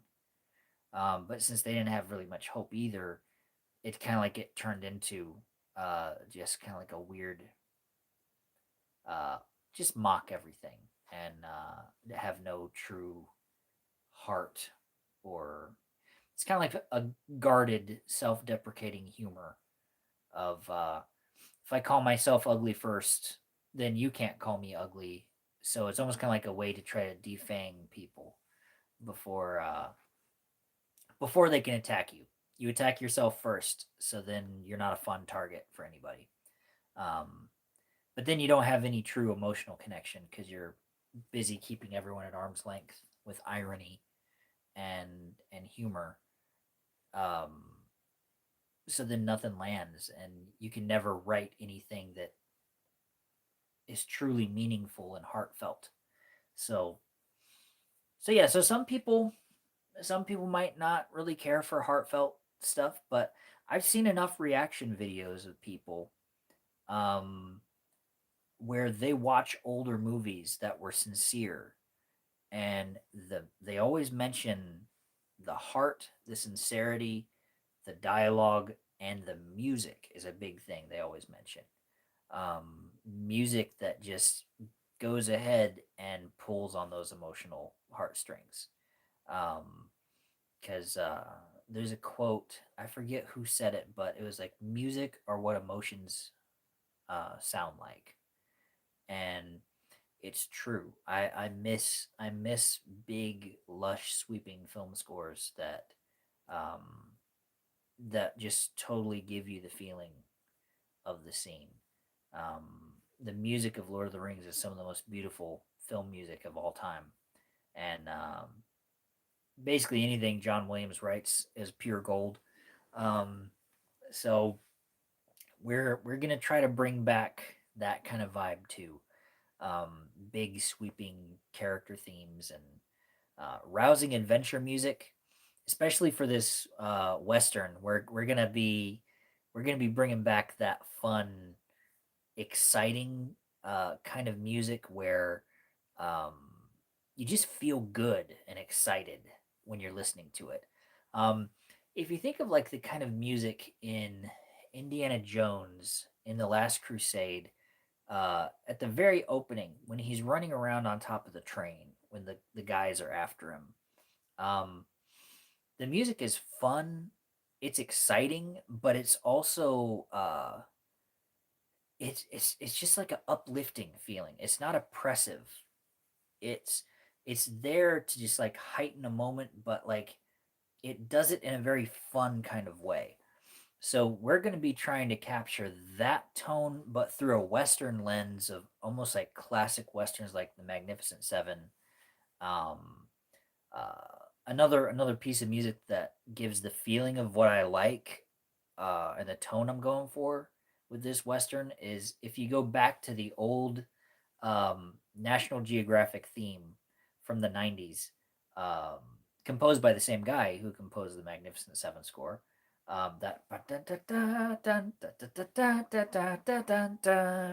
whenever that music came on PBS, um, I would get so excited when I was a kid because I knew like, okay, I'm gonna see something cool from around the world, and it was always the animal documentaries.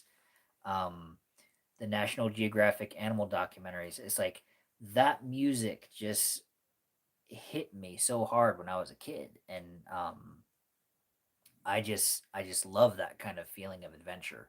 But yeah, so we're gonna try to capture that kind of vibe. Um, Classic westerns, classic Indiana Jones, even that National Geographic. Um, just that call to adventure, big heroic French horns and trumpets, just not being afraid of it, just being like, yeah, these are the good guys, these are the bad guys, let's have an adventure, kind of that fun that Star Wars had. And but again through like a Western lens instead. But let me read a couple of these comments here on the side here. Let me see. People do love Warhammer and Silent Hill. That is true. Those are pretty grim, and people like those. So, and we do have some serious stuff we're working on. The Avenger of Blood will be in that vein once we get it finished. It's that one's a bit more on the edgier side. Let me see.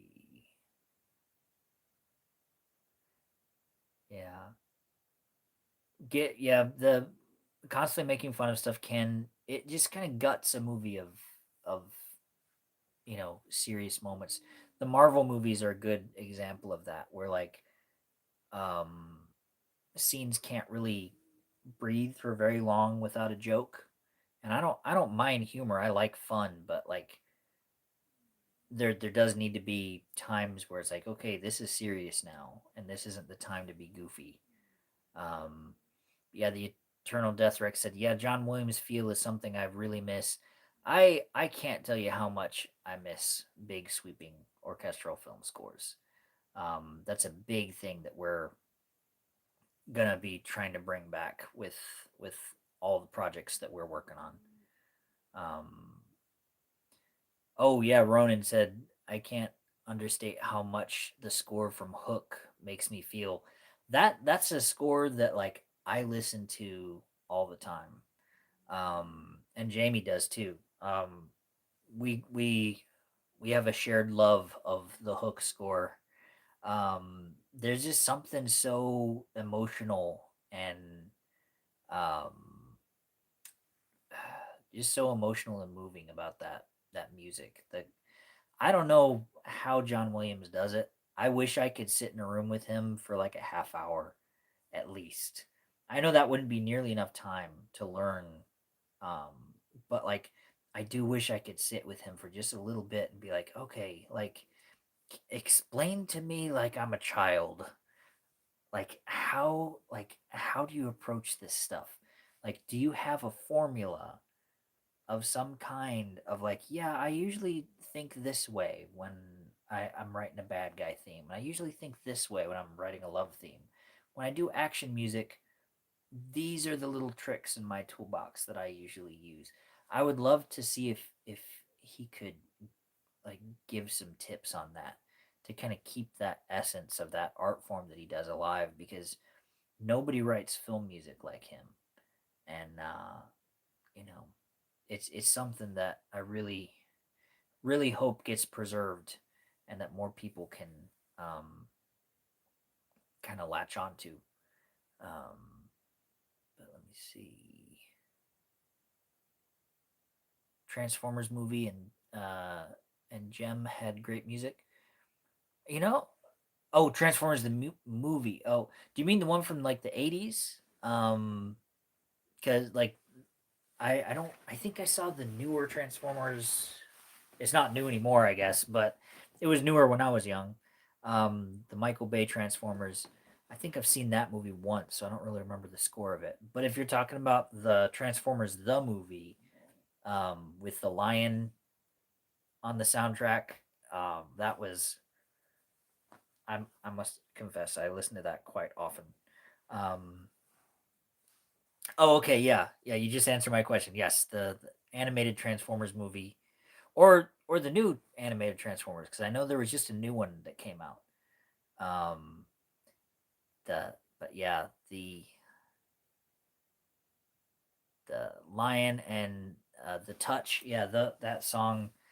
That's the funny thing is like I've made a playlist of the 80s you can do it kind of music, um for like if ever I'm feeling kind of depressed or like overwhelmed. It's funny how much I know people act like it's corny, but those like can do 80s power songs of like, you know, just keep fighting and they'll never keep you down kind of songs.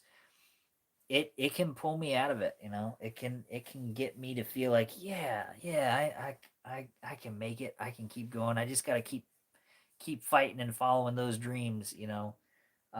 Music has a very powerful effect, and it's fun. We actually have a project that we're working on that's like super 1980s as well. Um, it's it's gonna be fun. Um, it's another one I'm working on with Jamie, and it's this one is like kind of like in tone. It's sort of like Big Trouble in Little China meets the '90s Teenage Mutant Ninja Turtles, um, with with some other like 1980s tropes thrown in there and some time travel. Um, this one came when I was working at a call center and I was bored out of my mind. Um, I'm not. I don't really like working at call centers because like I always am so stressed out when like being like, okay, am I when I'm trying to fill in all the information for people for their address and their credit card numbers when they're ordering stuff and all that kind of stuff. Again, that whole dyslexic thing, it made me very slow on the phones because I was having to really try to make sure I didn't invert any numbers because this was a big deal, you know, because these cards had to go through and I had to get people's addresses right so they actually got what they were ordering. Um, but in between all of my nerves when I was on the calls, I was sketching and doodling and coming up with this really ridiculous storyline with time travel and dinosaurs and aliens and all kinds of fun. And it's it's gonna be a cool one. Um, I told Jamie all about it, and he's excited to be in it, and it's gonna be fun. The Vader suit, Batman Arkham City official. Um, it's actually right over there in my closet at the moment. Um, if I put on the suit right now, I wouldn't have been able to read anybody's comments on the side here, and you wouldn't really be able to hear me too well because I'd be all muffled inside the helmet. Um, yeah, the suit comes out for weekly videos. This was really just a quick impromptu live stream, just because I missed yesterday. I was supposed to hit my upload um, for the week, but I was behind schedule because I've been working on all these big project opportunities so much, it's just kind of uh, burned me out mentally, and it's very difficult when you got to try to use your creative juices to write a fun, clever review or commentary on something. But then, no matter how much you're trying to write this, your brain is interrupting you with like, "Hey, write this script over here," and it's like, "No, I'm trying to do this over here." It's like, "Yeah, but here's this," and it's like, I thought like, okay, if I just write down this scene that's in my head right now, then that'll free up my bandwidth, and then I'll be able to write my review and make a video. And that didn't tend to work. It didn't happen because when I wrote down that scene, unfortunately, then that made it like, okay, now there's another one. Here's another bit of something. Here's another bit of something, and it just kind of like got my mind down that direction of working on a screenplay. And I was too worn out and too tired by the time it rolled around to try to get my video done. Um, but it's like I'm in a kind of a hard place right now because like I'm making huge strides and huge uh, progress with these big massive projects, and having all these cool kind of meetings. But it's all a lot of behind the scenes stuff that um, it's like you can't go into too much detail with yet, and it's not like cool prop builds where like I can show you guys the project. We're like, okay, now I just need to get the first layer of paint on this thing, and it'll look cool when it's on screen. It's nothing I can show right now. It's just a lot of really cool things coming together piece by piece on all these films that I'm writing, and some very cool doors that are starting to creak open. Because we're building a really good team um, right now for a lot of these projects, and so for this western that I'm working on, like I said, we got Jamie and his buddy Jack Taylor, um, are two main heroes, and it's it's gonna be fun, and we're starting to think of who else we can get for this project, and I got one of the Outlaws cast, and um, I'm going ahead and being a little self indulgent and like squeezing a little bit of something in there for myself, maybe. Um, so we're looking for the female lead of the movie, still, and but I'm still in the development and writing stage, so we got plenty of time to find everyone we need to find. But we got a great music producer on board, and we got a cool composer that he writes great stuff on board as well. And I should be meeting with him relatively soon here to discuss some stuff on the project, and um, having very good talks with some cool people that I can't really say who just yet, but it's very very exciting stuff. And I'll be having a follow up meeting with them really soon because I've already had one meeting with them that went well, and it's opening some big doors, and um, it's looking like some stuff with animation is on the horizon, and um, but then also a lot of live action stuff and even some video game projects as well. So the future is looking very bright, very exciting, um, but just at the moment I'm kind of scrambling of like, okay, I've got to get some of these ideas more like really ironed out now, like in a good clear way, um, to where there's something I can show some people that would have the say so to be like, okay, let's greenlight that, let's have it be made, so it's fun. It's fun, but it's also a little bit stressful. But it's just because I'm trying to make sure to get this stuff um, like as good as I can possibly do it. Like get it to a level to where, not that I don't try before, but like you know, get it to something that's like really really clean, and really professional. So it's going to be fun. Let me see here. I'll leave it open again to anybody. I see we've got six or seven people watching. Does anybody have any questions? It doesn't even have to be about anything I've mentioned here. Um, the Eternal Death Rex says, how did you meet Jamie? By the way, it was kind of funny.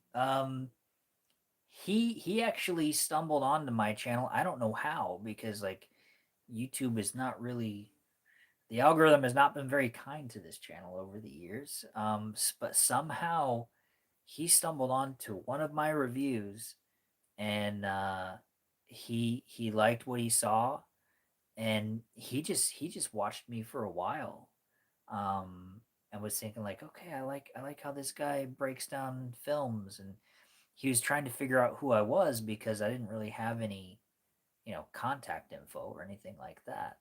Um, and he was trying to figure out how to get in touch with me for a long time, and I had seen his stuff that he did, all of his impressions and his little acting reels, and like his fan films that he made, that were like really really good stuff. And I never in a million years thought I'd, you know, ever, talk to the guy, let alone that he would want to work on projects together. But I think I think the first time there was any actual contact was, I reviewed his Kenobi short that he made years ago, and he commented on that video, and then from then he kind of, um, he'd just leave little comments here and there on my videos for a while, until uh we started emailing back and forth, just talking Star Wars and um fun projects, and until then we started having like uh Google Meet calls for a while, talking about ideas. And then that just kind of, just over the course of about a year and a half, something like that, we've really laid the groundwork on some really, really big stuff. Some really cool Star Wars fan film projects, and then like a lot of other just like original cool stuff that we're cooking up right. And it's been fun. It's been very fun. So let me see here. Yes, he does incredible stuff with his voice acting, and um, just just all of the stuff he does, whether it's on camera or just behind the mic. It's like it's really great stuff.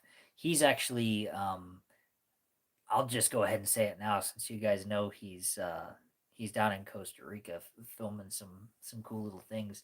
He's gonna lend his voice to a short little moment in the Jurassic Park fan film in a really cool way, and it's great. I've he's let me hear the little bit that he's doing, and it's good stuff, and it adds a fun little layer to to the film. But yeah, I can't wait to actually like be on set with them, because that's gonna be cool. Finally meeting in person, because so far it's all just been um, Zoom calls and digital meetings and all that kind of stuff. We talk all the time, but it's always a lot cooler hanging out with someone in person. So that's really one of the big things I'm looking forward to, is just hanging out and having a good time making these movies, and working on big stuff, because we have some very, very big plans. We got a cool dinosaur movie that we're planning. It's like a fun family adventure kind of thing, um, and just a whole lot of stuff. Some cool period piece stuff. One that's like a really important like historical kind of thing, and then another one that's more like it's a biopic, like a true story.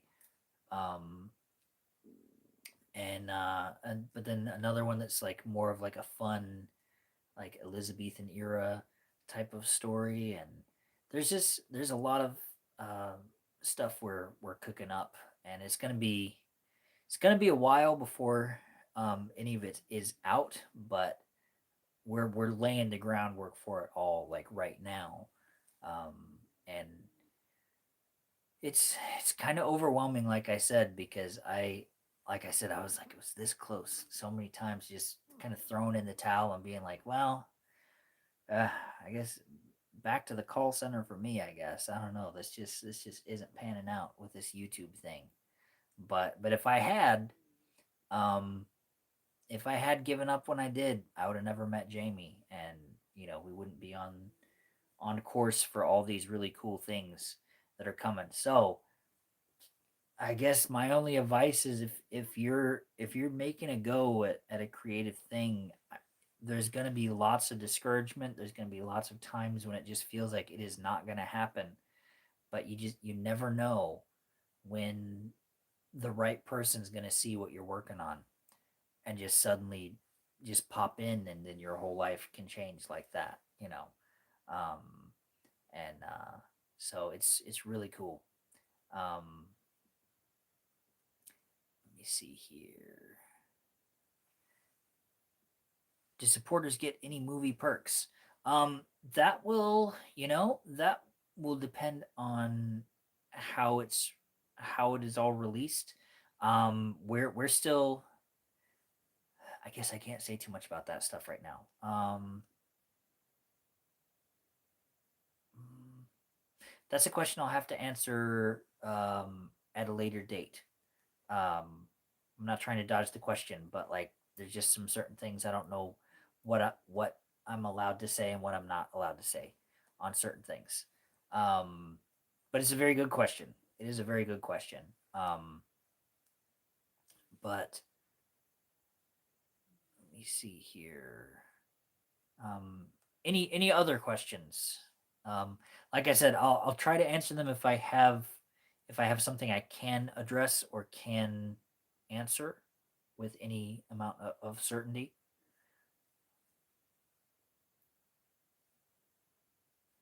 Oh yeah, yeah. He said, remember to do interviews and spread the word to get people hyped. That's that's going to be a big thing that we're going to do. We're probably going to make like a YouTube channel eventually, me and Jamie, where we can um, kind of promote these things that we're working on. Um, at this point, the question is working with anyone else we know. Um, well, there's tentatively, um, there's there's a guy that I might be able to work with, um, because Jamie knows him, so I don't want to speak on his behalf too much. Um, but he expressed interest in working on one of our projects. Uh, Doug Jones, the guy who played Abe Sapien in Hellboy, Jamie showed him a little bit of one of the things that we're working on, and he seemed very interested in being part of it. So that would be insane to me, if I could work with him, because Abe Sapien was always my favorite character in that movie. That would be just surreal if I could work with him. But like Jamie's worked with him before, and so yeah, it's like that might that might happen. Uh, so because it wasn't like a thing of like, hey, do you want to do this? We're trying to push something at him. It's like Jamie just showed him something we're working on, and he was like, ooh, he thought it would be fun to work on it if there's a part, and it's like, dude, like if he wants to be part of it, like I'll write him a part. I was like, I don't, he doesn't have to worry about like, well, if you guys will let me. It's like, dude, if you want to do it, like, yes, obviously. So, but like that's where it is with a lot of stuff. Is like Jamie knows a lot of really cool people, um, and it's making my head spin the kind of possibilities that are starting to open up with stuff. Because I'm just a little nobody. Um, So it's like working with all these cool people is like something that seems unattainable, by any normal stretch of the imagination for me. But now, like, all these doors are starting to open, and it's very humbling and very, very exciting at the same time. Um, but another guy we are going to be working with is called Jack Taylor. He's a good friend of Jamie's. He's going to be in the Western as Jamie's friend in the movie. They're going to be the guys getting into all the trouble throughout the film, and they're really good friends in real life, which is going to be great because it's you know they're good buddies that get into trouble in real life. They get into scrapes and pull each other out, and they just have a good time. They have a really good, fun kind of connection and relationship. So um, that's going to lend itself really, really great to the screen because they already have this buddy dynamic in real life. So when you see it on screen, it's just going to be fun to watch because it's going to be, the story is fake, but kind of the way they act with each other is going to be very much um, based in reality. So that's going to be cool. Let me see. The Eternal Death Rex. Can I ask what's your favorite dinosaur and color?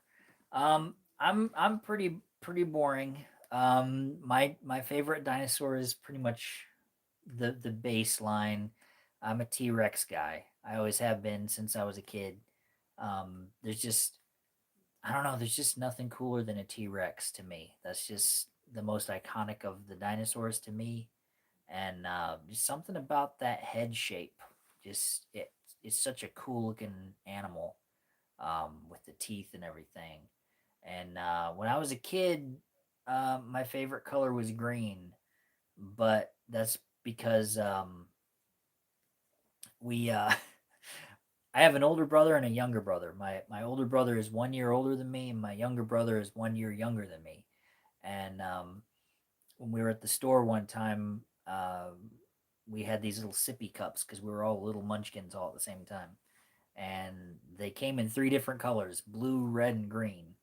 And so my older brother, he loved blue. My younger brother gravitated towards red, and so I had the green one. So I was like, "Hey, green's my favorite color."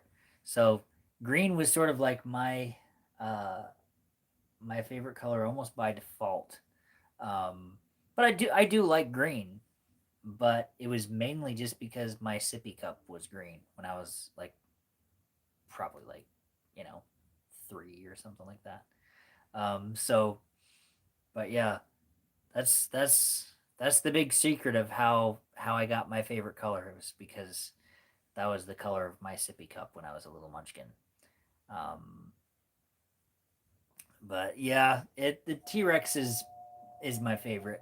Um, I'd say probably the Raptors are are up there.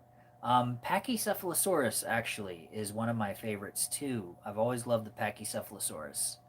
Um, So I finally got like a little reproduction skull of one of those a couple years back. Had a really hard time finding one, but I finally found like a 3D printed one.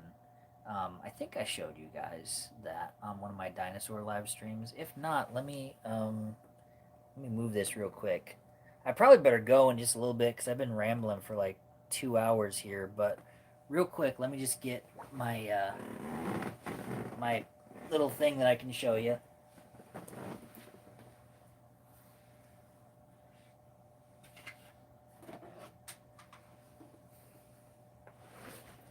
Obviously, here's the big guy.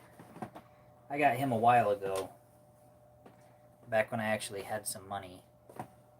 So, and that's why I got him when I did, because I was like, okay, I've got money right now.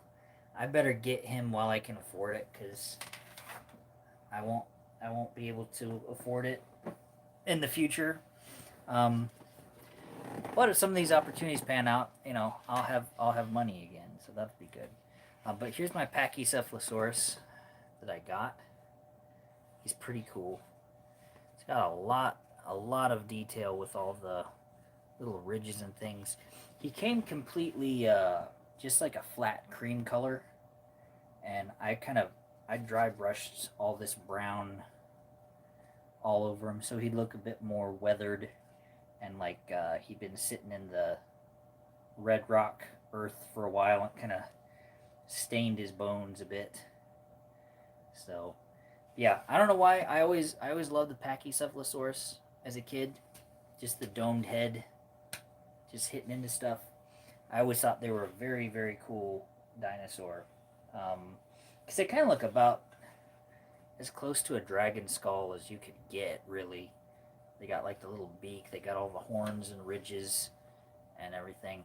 And I always wondered when I was younger if these horns were bigger, um, because some animals like gazelles, for example, and other animals like that, they have like these little spikes that their antlers kind of grow off of. It's kind of like a little bone spur that then a horn will grow off of. Um, Now they're saying Triceratops was that way too. That the horns on their heads were actually just um, like they were like a spike that actual keratin sheathing would go around to make the horns even bigger, um, which is crazy to think about because Triceratops had some big horns, but if they had this big keratin sheathing that made their horns even bigger, that would have been crazy. But if you imagine that with this guy, he might have had like a bigger horn coming back on the end. I don't know. It's just kind of conjecture thinking about it. Or he might just be like those little horny toads, lizards from um, out in the desert somewhere, where when you look at their skulls, they're very bumpy and ridgy like this, and the skin just kind of wraps around them, and their heads look pretty much like their skulls. So he might just be like that too. Um, but yeah, it's always the fun speculating with dinosaurs as to like um, what were they like when they were running around and breathing, and that's one of the things that we're going to be doing with the dinosaur project that we're working on. Me and Jamie is we're kind of try to blend a fun mix of theatricality with some animal stuff of like, well, hey, if this animal's this way, what if we kind of use that as a little inspiration for our guy, kind of a thing. And um, not that we're gonna break some amazing paleontological ground that's like, oh, no one's ever seen a dinosaur like this before, but it is fun to try to imagine things and put your own little flourish and touch on how these animals could be possibly depicted. Um, but yeah, so sorry, my voice is like it's kind of going on me for some reason. Let me check the chat one more time. Let me see here.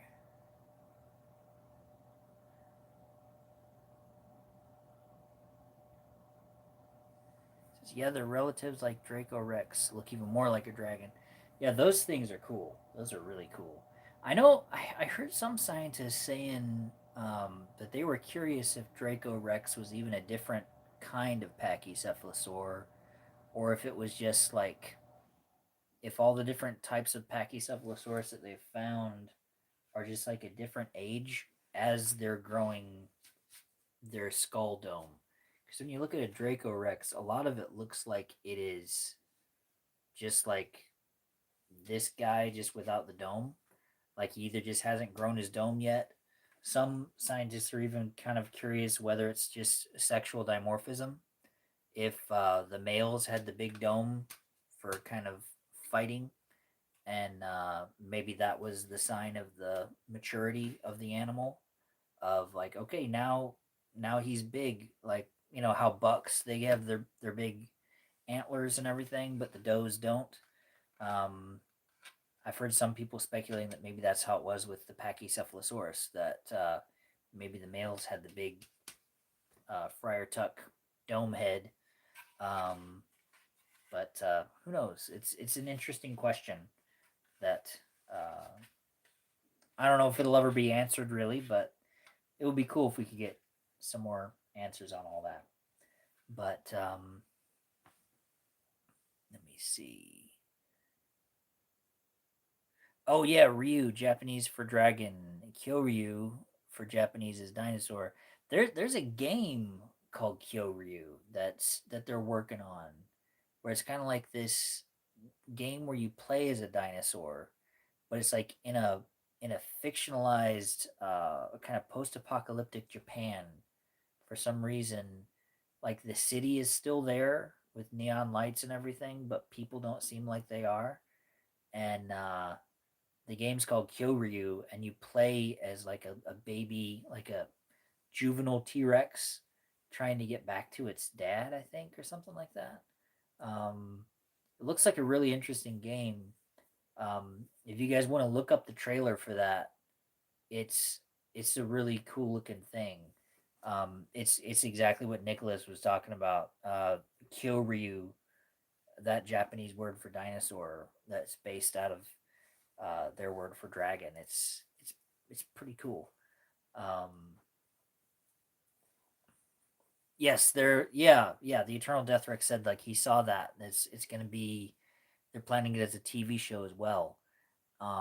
It's uh, I'm looking forward to that because they've got all kinds of stuff planned for it as a franchise, and the dinosaurs look really interesting in it because they kind of merge kind of a Japanese look with some of the animals, where like the T Rex has some weird features on it that look kind of like a samurai helmet.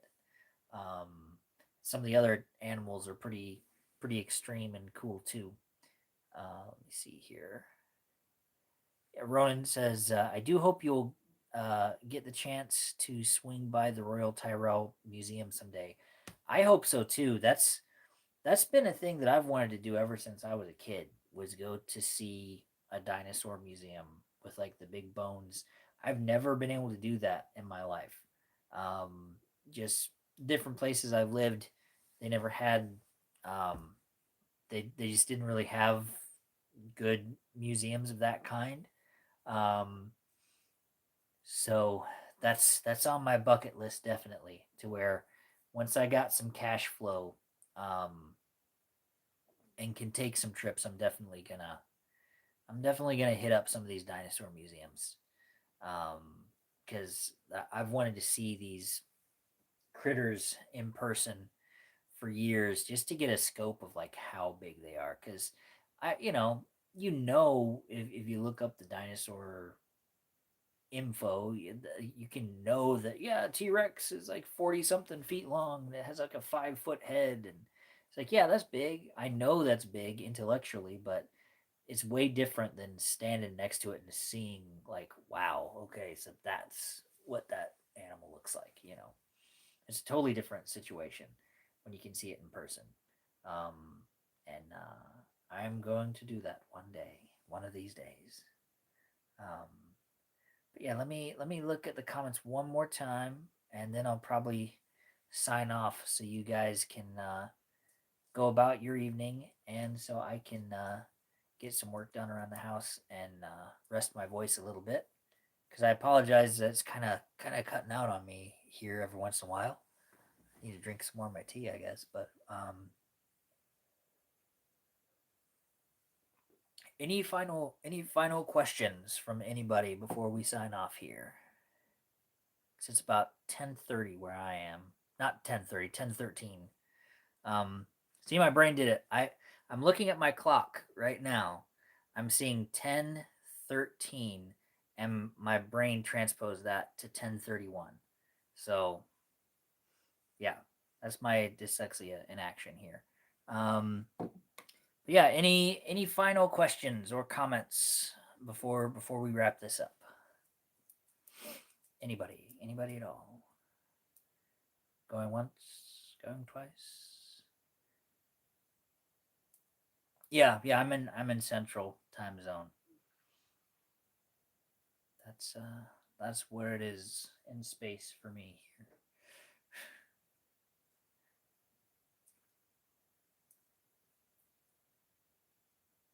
Okay, you're thinking of a good question.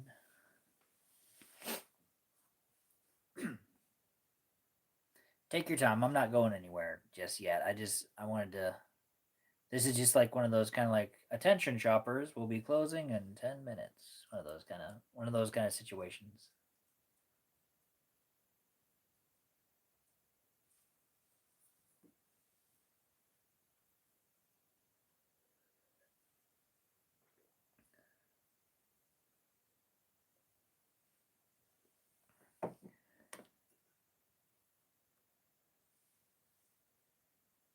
Let's see here.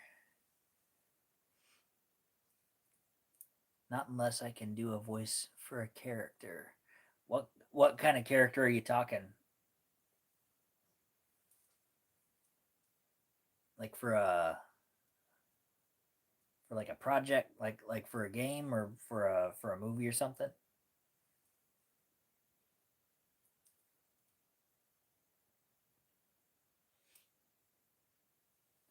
I'm just trying to read through the comments here to see.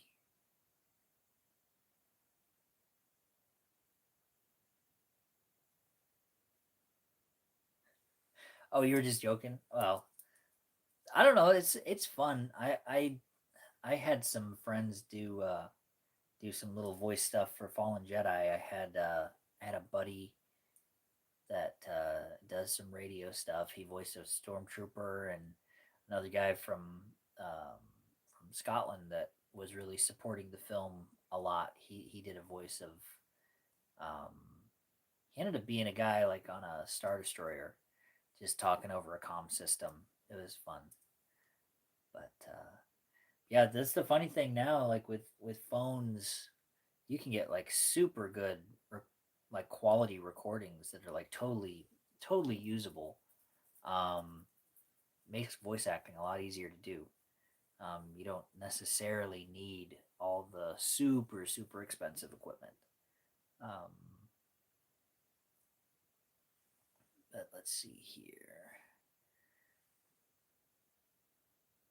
Any other questions? Oh, you said you might have heard my voice under my online name. I might have a few years back because I think I saw you posted something a long time ago. It was a couple years ago. Um, but as my dad says, I've slept since then, so I don't remember for sure exactly what it was. Um, but yeah, it's a lot of fun working on voice project stuff. That's the fun thing for me about doing voice work is it takes a lot of pressure off because you don't have to necessarily remember um, a script. You have it right there, and it makes the job a lot easier because you can just kind of if you can manage to read through it without tripping over your tongue, you can get a pretty good line read, and it's fairly simple. You can get it done in just a couple of minutes. Um, Without having to spend the hours and hours of memorizing every little bit of what you're having to say. Um, but yeah, let's see here.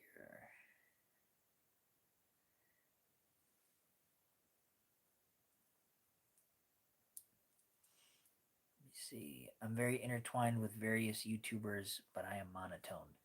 Well, there's nothing wrong with that. Because it can give that can give a very sort of intellectual kind of sound.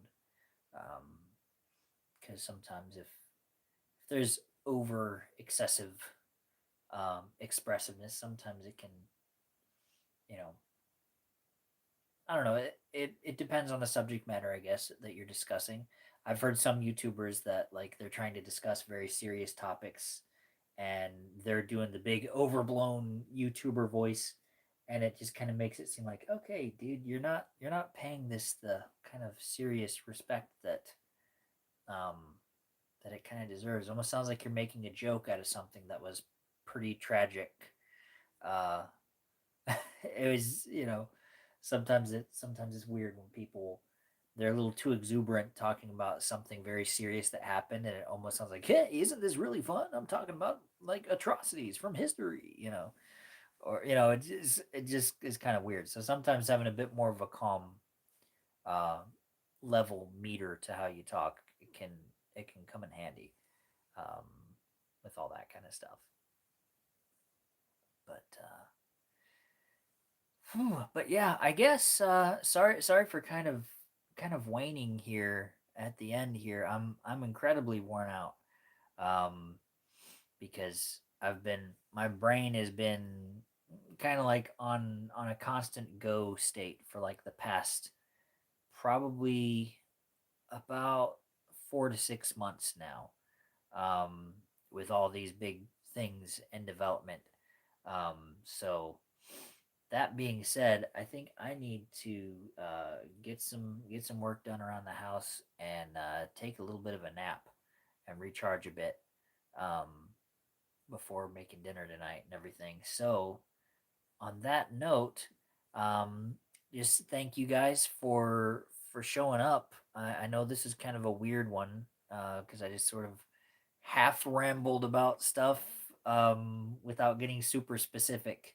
I appreciate you guys hanging in there with me and talking about all this jazz um, as much as I can right now. I'll give you guys more in depth info on this stuff when I'm allowed to go more into it.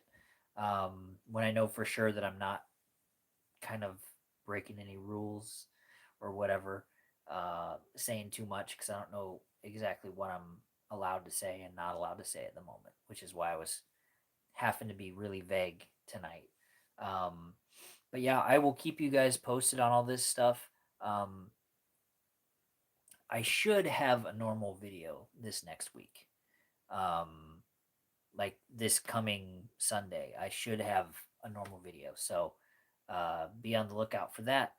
And I don't know what I'm discussing yet, but I'll figure it out. Uh, but yeah, it was really, really fun talking to you guys tonight. Thank you for tuning in, and I will see you guys next time we do one of these. In the meantime, um, I'll just keep chatting with you guys on Twitter or in the comment section on my videos. That's really kind of the best place to jabber with me if you want, because even if it's not necessarily about the subject of the video itself, it helps my videos because it gets engagement. So then YouTube lets me kind of, you know, bust through their algorithm a little better, so people can see what I'm talking about, see what I'm doing. Um, but thank you very much, Ronan. I appreciate that. He said, hoping and wishing you and Jamie and everyone the best. I really appreciate that. Thank you guys for sharing my videos and just just everything that you've done over the years, the support, um, all the times you guys have shared my stuff, just commenting and helping to spread the word. It's really I know sometimes when it's a smaller channel, um, if you're seeing the view count stay the same, if you're seeing like, man, no one else is ever retweeting this stuff but me, it can feel a bit like, what am I doing here? It almost feels like you're kind of shouting into the wind or whatever. Um, but it really helped because like you guys have kept this channel afloat, and I really appreciate that stuff. Because you know, if you guys hadn't been there, um, keeping me going with making this stuff, Jamie would have never stumbled onto the channel, and you know, these opportunities now would not have ever happened for me if it hadn't been for you guys helping keep this channel alive all these years. So um, I deeply, deeply appreciate each and every one of you guys. Um, you know, I don't know what everybody believes, but I pray for all you guys all the time. I have ever since the beginning of the channel, um, and I'm very blessed, and I thank you guys for just everything you've done to help me over the years, and like sincerely thank you guys for sticking it out with me, and for helping a dweeb follow his dreams. So, and also too, it's like, if you know, I'm living proof. If I can do it, you guys can do it too. So, um, but yeah, thank you again. Let me see who all is here. Um, Ronan and the Eternal Death Rex and Nicholas. Thank you for sharing the stuff on a few Discord servers, like you said here. Um, Eternal Death Rex says, "Good luck with the projects. Looking forward to what you make next, and happy to help you." I thank you guys for everything, and I better sign off here because I'm tired and I'm just kind of rambling like a moron. But I'm very tired, but I'm very happy, and things are turning out really good. And so thank you guys for just hanging out with me for a little bit here. Let me see. Hold on. Sorry, the chat thing keeps popping off here. I keep having to hit this button to try to bring it back up. So just again to, I'm hoping I'm pronouncing everybody's names correctly, because I think it's Ronan Andreas. I think the Eternal Death Rex and Nicholas Gavel. Um, you guys, are awesome, and I will see you next week. And to anybody else who stumbles onto this later, thanks for checking it out, and I'll see you all later. So I'm signing off right